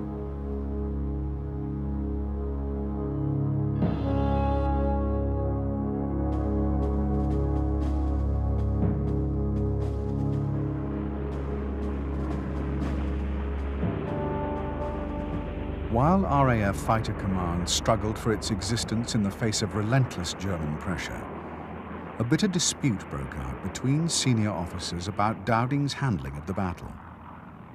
The commander of 12 Group, Trafford Leigh-Mallory, supported by one of the RAF's most celebrated squadron commanders, Douglas Bader, insisted that tactics must be changed. Huge formations, called big wings, made up of 3 or even more squadrons, should be assembled to meet the Germans in force. In the opposing camp, 11 Group's commander, Keith Park, firmly supported Dowding and insisted that his policy was the right one. The RAF would survive only by committing its forces with the greatest caution. The arguments grew so fierce that cooperation between 12 and 11 groups was seriously disrupted, and Lee Mallory took his campaign to have Dowding replaced all the way to Winston Churchill. The feuding within Fighter Command was taking place at the period of greatest strain for 11 Group and for Dowding himself. After a fortnight of concerted attacks on 11 Group's airfields, as landlines were severed and operations rooms destroyed, fighter control was becoming ragged and uncoordinated. Aircraft losses were now overtaking production, and the toll of pilots killed was so great that the system of rotating squadrons from hard-pressed to quiet sectors was breaking down. Fresh, frontline squadrons were taking casualties so quickly that no rested units were available to take their place. RAF Fighter Command was on the brink of total collapse.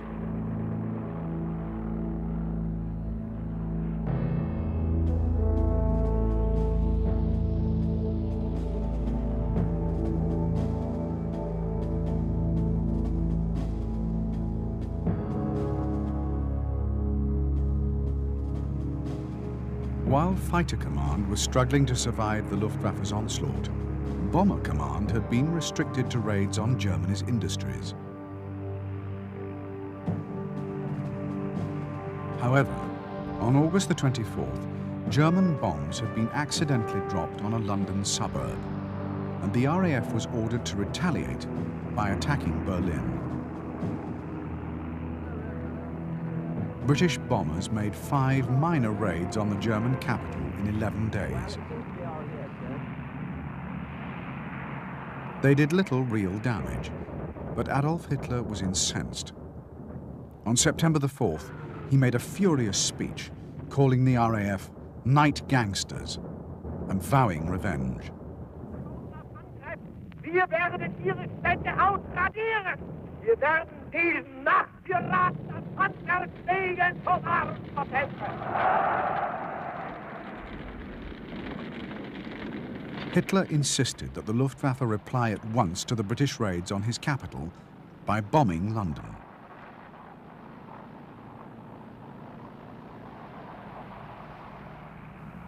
On Saturday, September the 7th, Hermann Göring and Albert Kesselring stood together on the cliffs at Cap Gris-Nez in Normandy to watch a massive formation assemble for the Luftwaffe's first great daylight attack on London.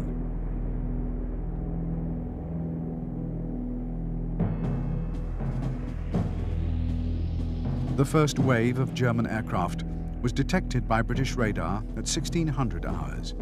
In all, there were more than 300 bombers and 600 fighters. In the belief that the target was again the sector stations, 21 British squadrons were scrambled.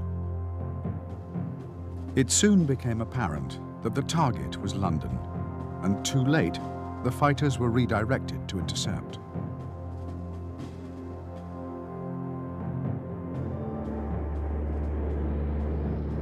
The main targets of the massed bombers were the London docks and the city's East End.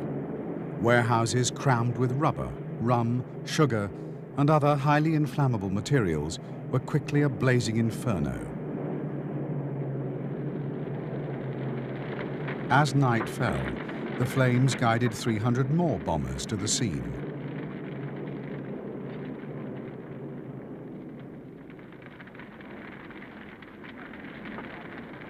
Civilian casualties were unprecedented in an air raid on Britain. 448 people were killed.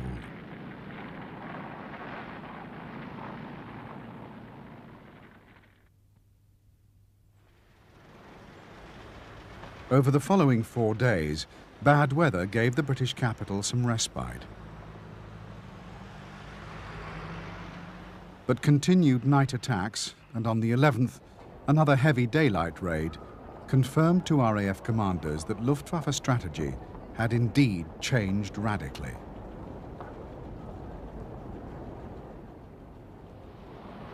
With the German bombers concentrating on London, the pressure on Fighter Command's airfields had suddenly eased.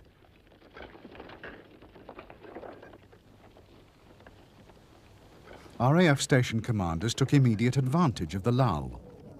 Damaged communications were quickly repaired and cratered runways were reopened. Ground crew could once more maintain their aircraft in peace, and pilots could catch up with desperately needed rest. There was a new confidence. No matter what damage was done to London, and however regrettable, the direct threat to the survival of fighter command was over. It was the turning point of the battle.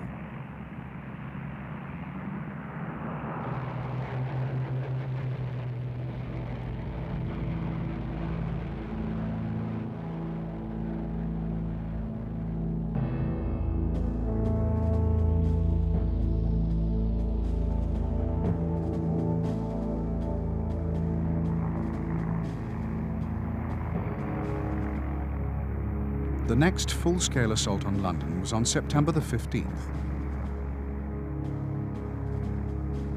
It began with a massive build-up of German aircraft that could be seen by British radar long before they headed for the Channel.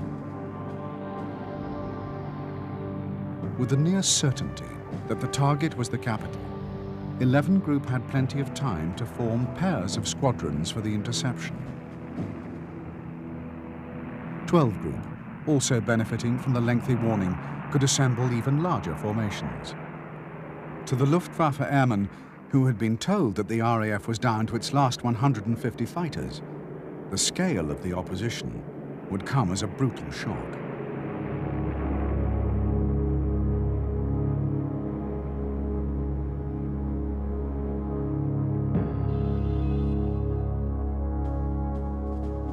The first wave of German bombers was made up of 100 Dornier 17s of the 3rd and 76th Bomber Wings, with a powerful escort of 109s.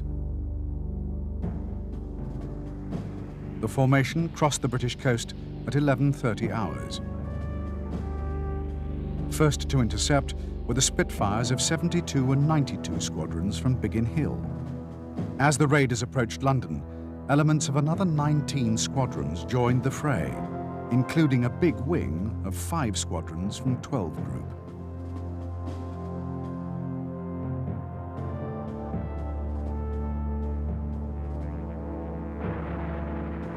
As the German formations were met by one attack after another, the 109 escorts were gradually peeled away, either embroiled in combat or short of fuel.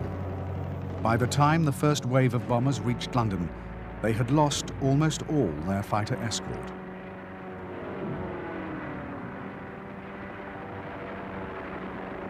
Faced with the frenzied attacks of an enemy far more numerous than they had ever imagined possible, many bombers jettisoned their loads at random and ran for the Channel.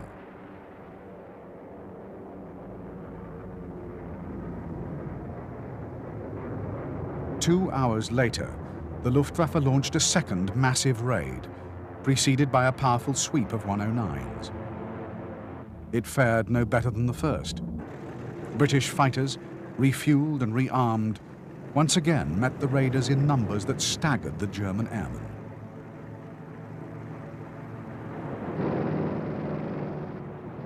Altogether, in the two major raids of the day, the Luftwaffe lost 56 aircraft destroyed, 12 crash-landed, and many more severely damaged and with dead or wounded aircrew. The RAF had lost 20 Hurricanes and 7 Spitfires, with 7 more fighters crash-landed.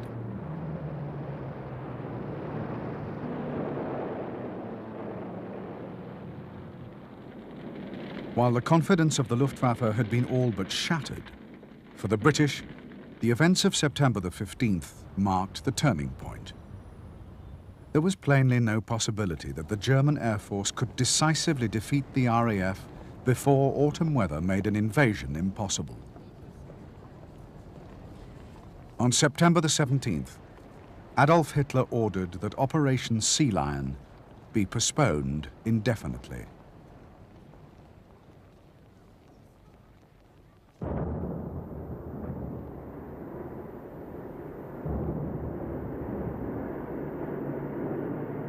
During the next 6 weeks, there were several more daylight raids on London. There were fighter clashes with heavy losses on both sides, but by the end of October, the air war had shifted to the hours of darkness. The Battle of Britain was over, and the RAF had won a victory simply by continuing to exist.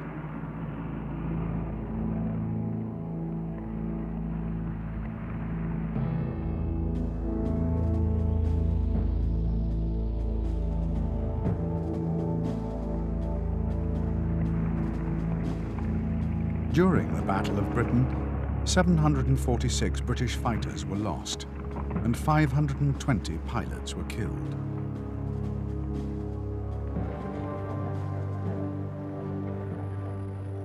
On the German side, 1,733 aircraft of all types were destroyed, and of combat aircraft, losses ran at over 40% of the air fleet's initial strength. More than 2,600 German airmen were killed.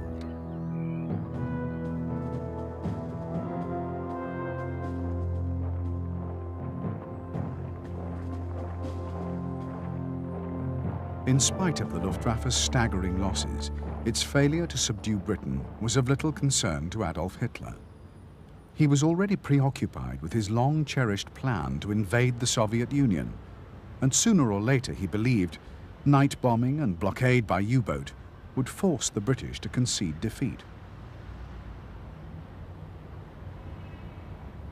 What Hitler would fail to anticipate was that after the Battle of Britain, the Luftwaffe would embark on its Russian campaign with far fewer aircraft than expected, and seriously weakened by the loss of so many experienced aircrew.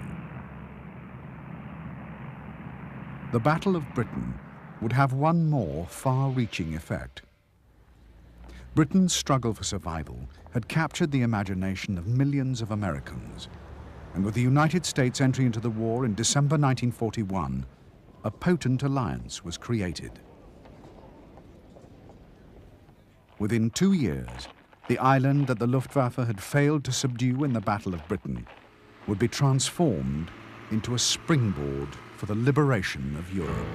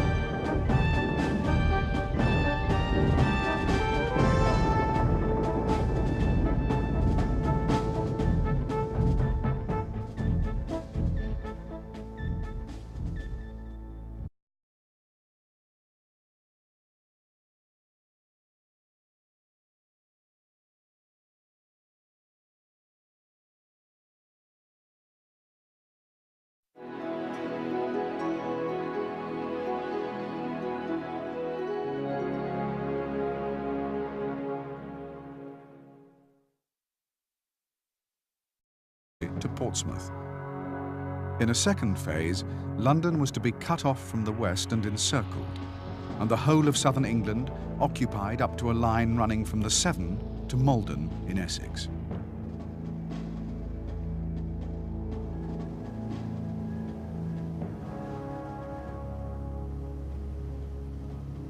The sheer quantity of shipping required for Operation Sea Lion, 155 transports and 3,000 smaller craft for the first wave alone, meant that Hitler's orders to be ready to invade in mid-August were impossibly ambitious. The Navy protested that assembling the ships would take until at least the middle of September, nor could it guarantee to protect the invasion flotilla from Britain's powerful home fleet.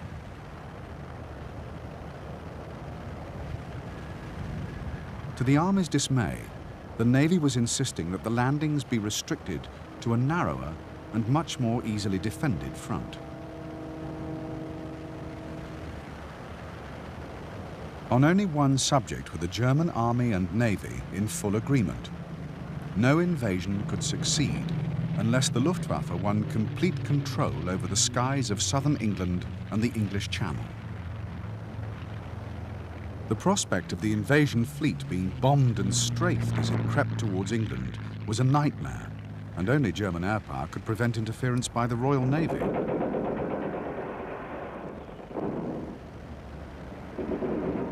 Operation Sea Lion therefore depended totally on the destruction of Britain's air force. The Luftwaffe, flushed with its recent victories in Europe, was supremely confident that it could achieve that objective.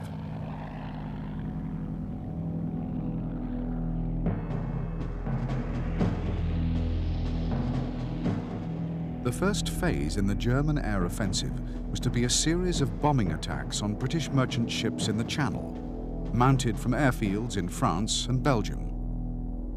Britain was to be faced with a major dilemma: send fighters to defend the convoys and have them shot down by German fighter escorts, or lose the ships.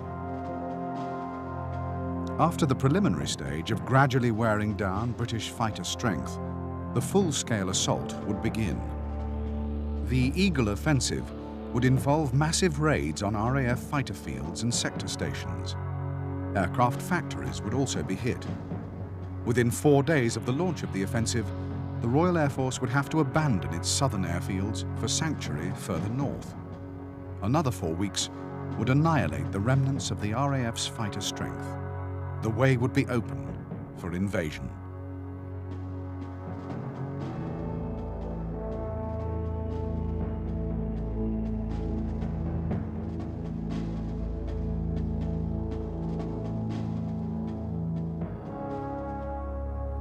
If British air and sea power were unable to beat off a German invasion fleet, the nation's survival would depend on the British Army. After the evacuation from Dunkirk, the Army had only 786 field guns and 167 anti-tank guns. There were only 2 armoured divisions, one of them incomplete, and altogether Britain had little more than 200 tanks heavy enough to take on the German panzers. The army plan for defeating a German invasion depended heavily on infantry, virtually unchecked. By May the 20th, German armoured spearheads had reached the Channel coast. The Allied armies had been cut in two, and the war had swept to within 50 miles of the British mainland. Soon, the British Expeditionary Force and the bulk of the French 1st and 7th Armies were caught in a shrinking pocket around the port of Dunkirk.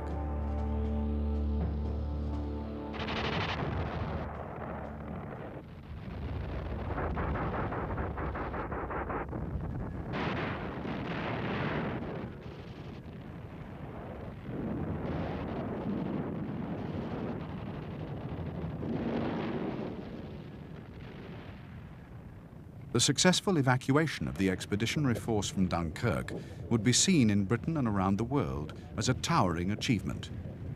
But the fact remained that in France, Britain had suffered dreadful losses of men and equipment. Most dangerous of all, the battle had severely weakened the Royal Air Force. Almost 1,000 RAF aircraft had been destroyed, more than half of them fighters. And already, from Norway to the west coast of France, the Luftwaffe was establishing itself on the airfields of its conquered enemies.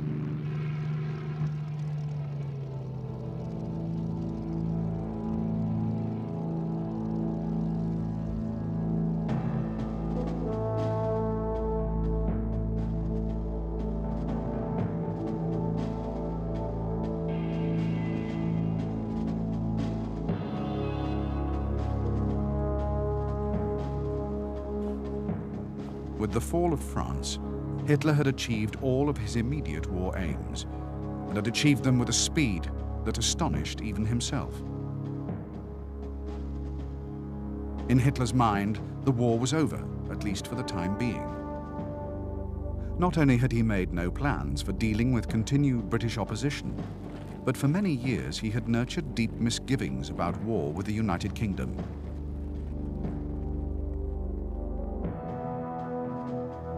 To Hitler, the defeat of Britain would only serve to hand her empire to the United States and Japan. Now, with the British powerless to intervene on the continent, they would surely come to some kind of arrangement. Anything else, Hitler believed, would be simply irrational.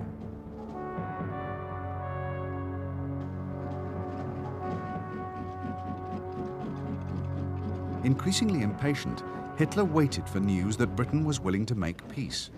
But compromise never came.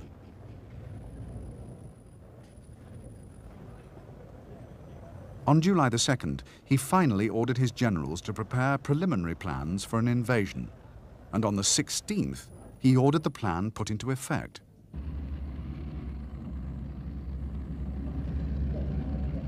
The operation, codenamed Sea Lion, was to be ready by mid-August.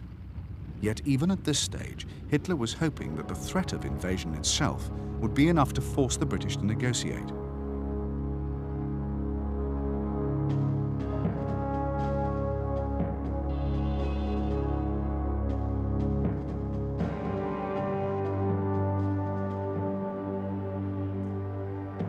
Above all others, it was Winston Churchill who was the driving force behind Britain's refusal to come to terms with Adolf Hitler.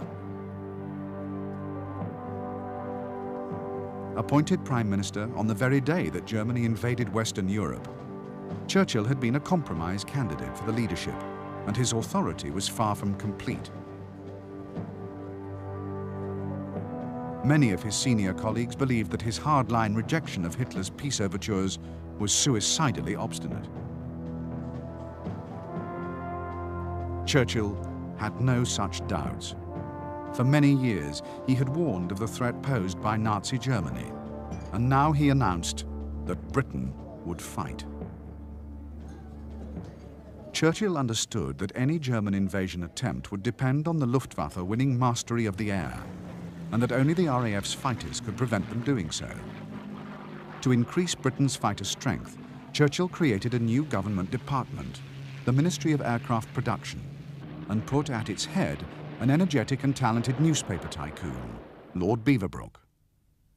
Through Beaverbrook, Churchill could ensure that even while his air marshals demanded bombers, fighter production was given the highest priority. As the great test of the Battle of Britain drew closer, Churchill, in spite of his stirring oratory, had yet to gain the complete confidence of the British people. What sustained him in this, the greatest crisis in Britain's history, was his own unshakable belief that victory would come. To resistance and revolt. And if driven to desperate hazards, he attempts the invasion of the British Isles, as well he may. We shall not flinch from the supreme trial. Lift up your hearts. All will come right. Out of the depths of sorrow and of sacrifice will be born again the glory of mankind.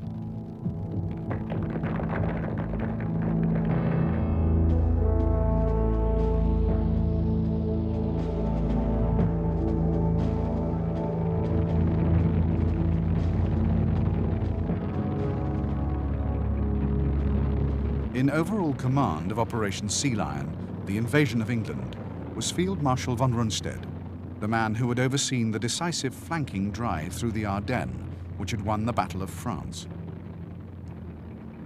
The invasion plan called for 2 army groups, altogether over 250,000 men, to land on the shores of Britain.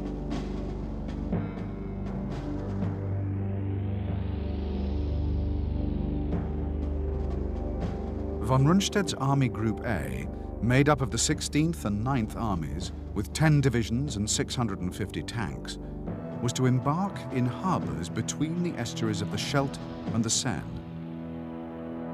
Protected at sea by U-boats and minefields, they would land on a strip of the English coast between Folkestone and Brighton. Part of the 9th Army would also land in the Isle of Wight, Portsmouth area. At the same time, parachutists would be dropped to cover the flanks of the invasion beaches. To the west, A secondary landing was to be mounted by the 6th Army of Army Group B. Sailing from Cherbourg with 3 divisions in its first wave, 6th Army, its flanks also covered by parachutists, was to land in Lyme Bay and advance northward towards Bristol and the Severn Estuary. After a week consolidating their beachheads, the invaders would push forward to take the high ground along an arc from the Thames Estuary be directed first at Belgium. To meet it, the cream of the French army and a British expeditionary force of 150,000 men waited on the Belgian border. With the expeditionary force was the bulk of the British Army's transport and heavy weaponry.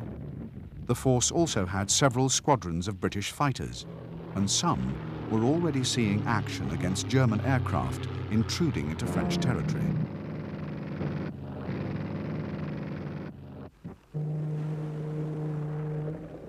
While the Allies waited for the inevitable attack in the west, Hitler struck to the north. Norway and Denmark were invaded by land, sea, and air.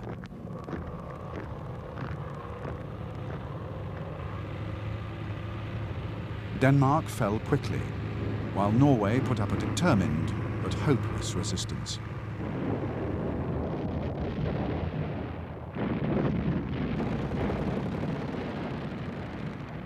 Even before the Norwegian campaign was over, the countdown to Blitzkrieg in the west had already begun. German armies were massing on the frontiers of France and the Low Countries.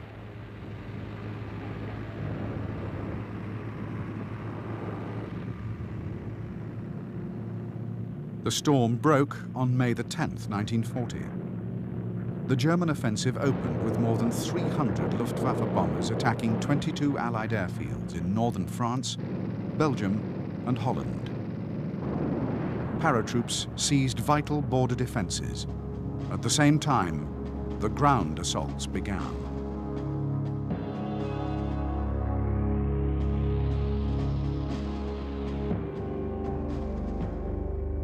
The German strategy was a two-pronged attack.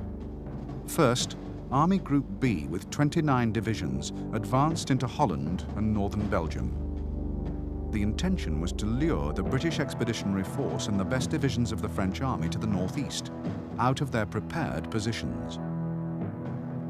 Meanwhile, the main German striking force, Army Group A with 45 divisions, including 7 armored divisions, pushed into southern Belgium and Luxembourg. Outflanking the fortifications of the Maginot Line, they crossed the wooded hills of the Ardennes, an area believed by the Allies impossible for tanks to penetrate.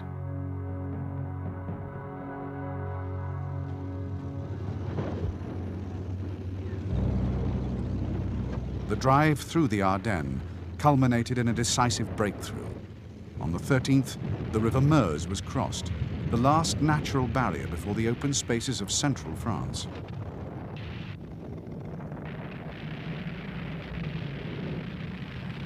Within days, the Germans had torn a gap in French lines 50 miles wide and were racing westwards.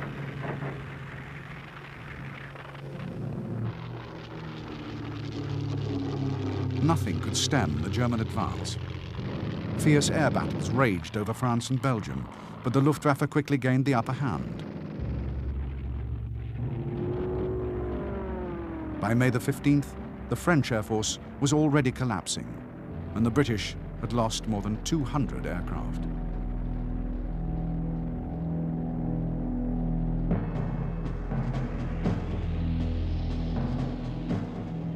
In the dash across France which followed the crossing of the Meuse, the panzers covered 200 miles.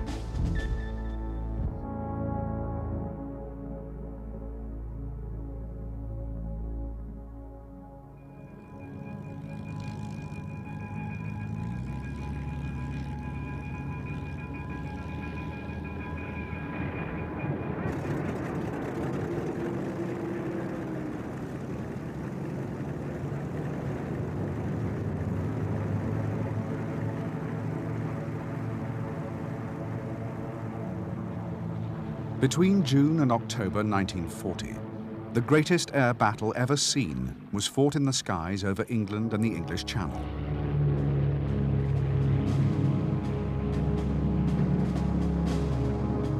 In the Battle of Britain, the German Luftwaffe and the British Royal Air Force waged a bitter struggle for aerial supremacy that lasted almost 4 months.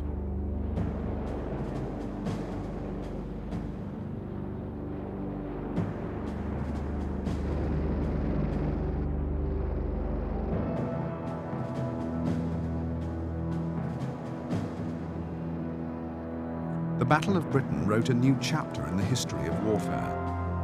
For the first time, a major conflict was fought by air forces alone. The outcome was settled not by armies of millions, but by a handful of men on each side, armed with the most advanced weapons of their day. Fast monoplane fighters, mounting multiple machine guns or cannon.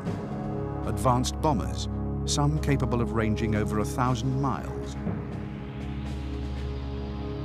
Radar, a revolutionary air defense system never before tested in combat. The Battle of Britain was a trial, not only of the courage and skill of fighting men, but of the scientific and technical ingenuity of the warring nations. For Nazi Germany, the great prize in this epic contest was to have been a clear path for an invasion of England. In fact, at the hands of the RAF, the Third Reich would suffer its first major defeat.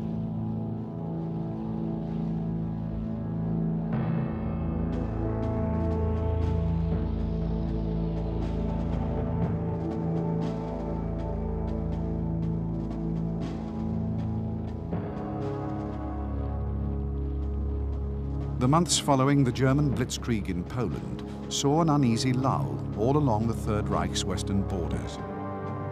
There were occasional artillery exchanges across the Franco-German frontier, but behind the elaborate defenses of the Maginot Line, France felt utterly secure.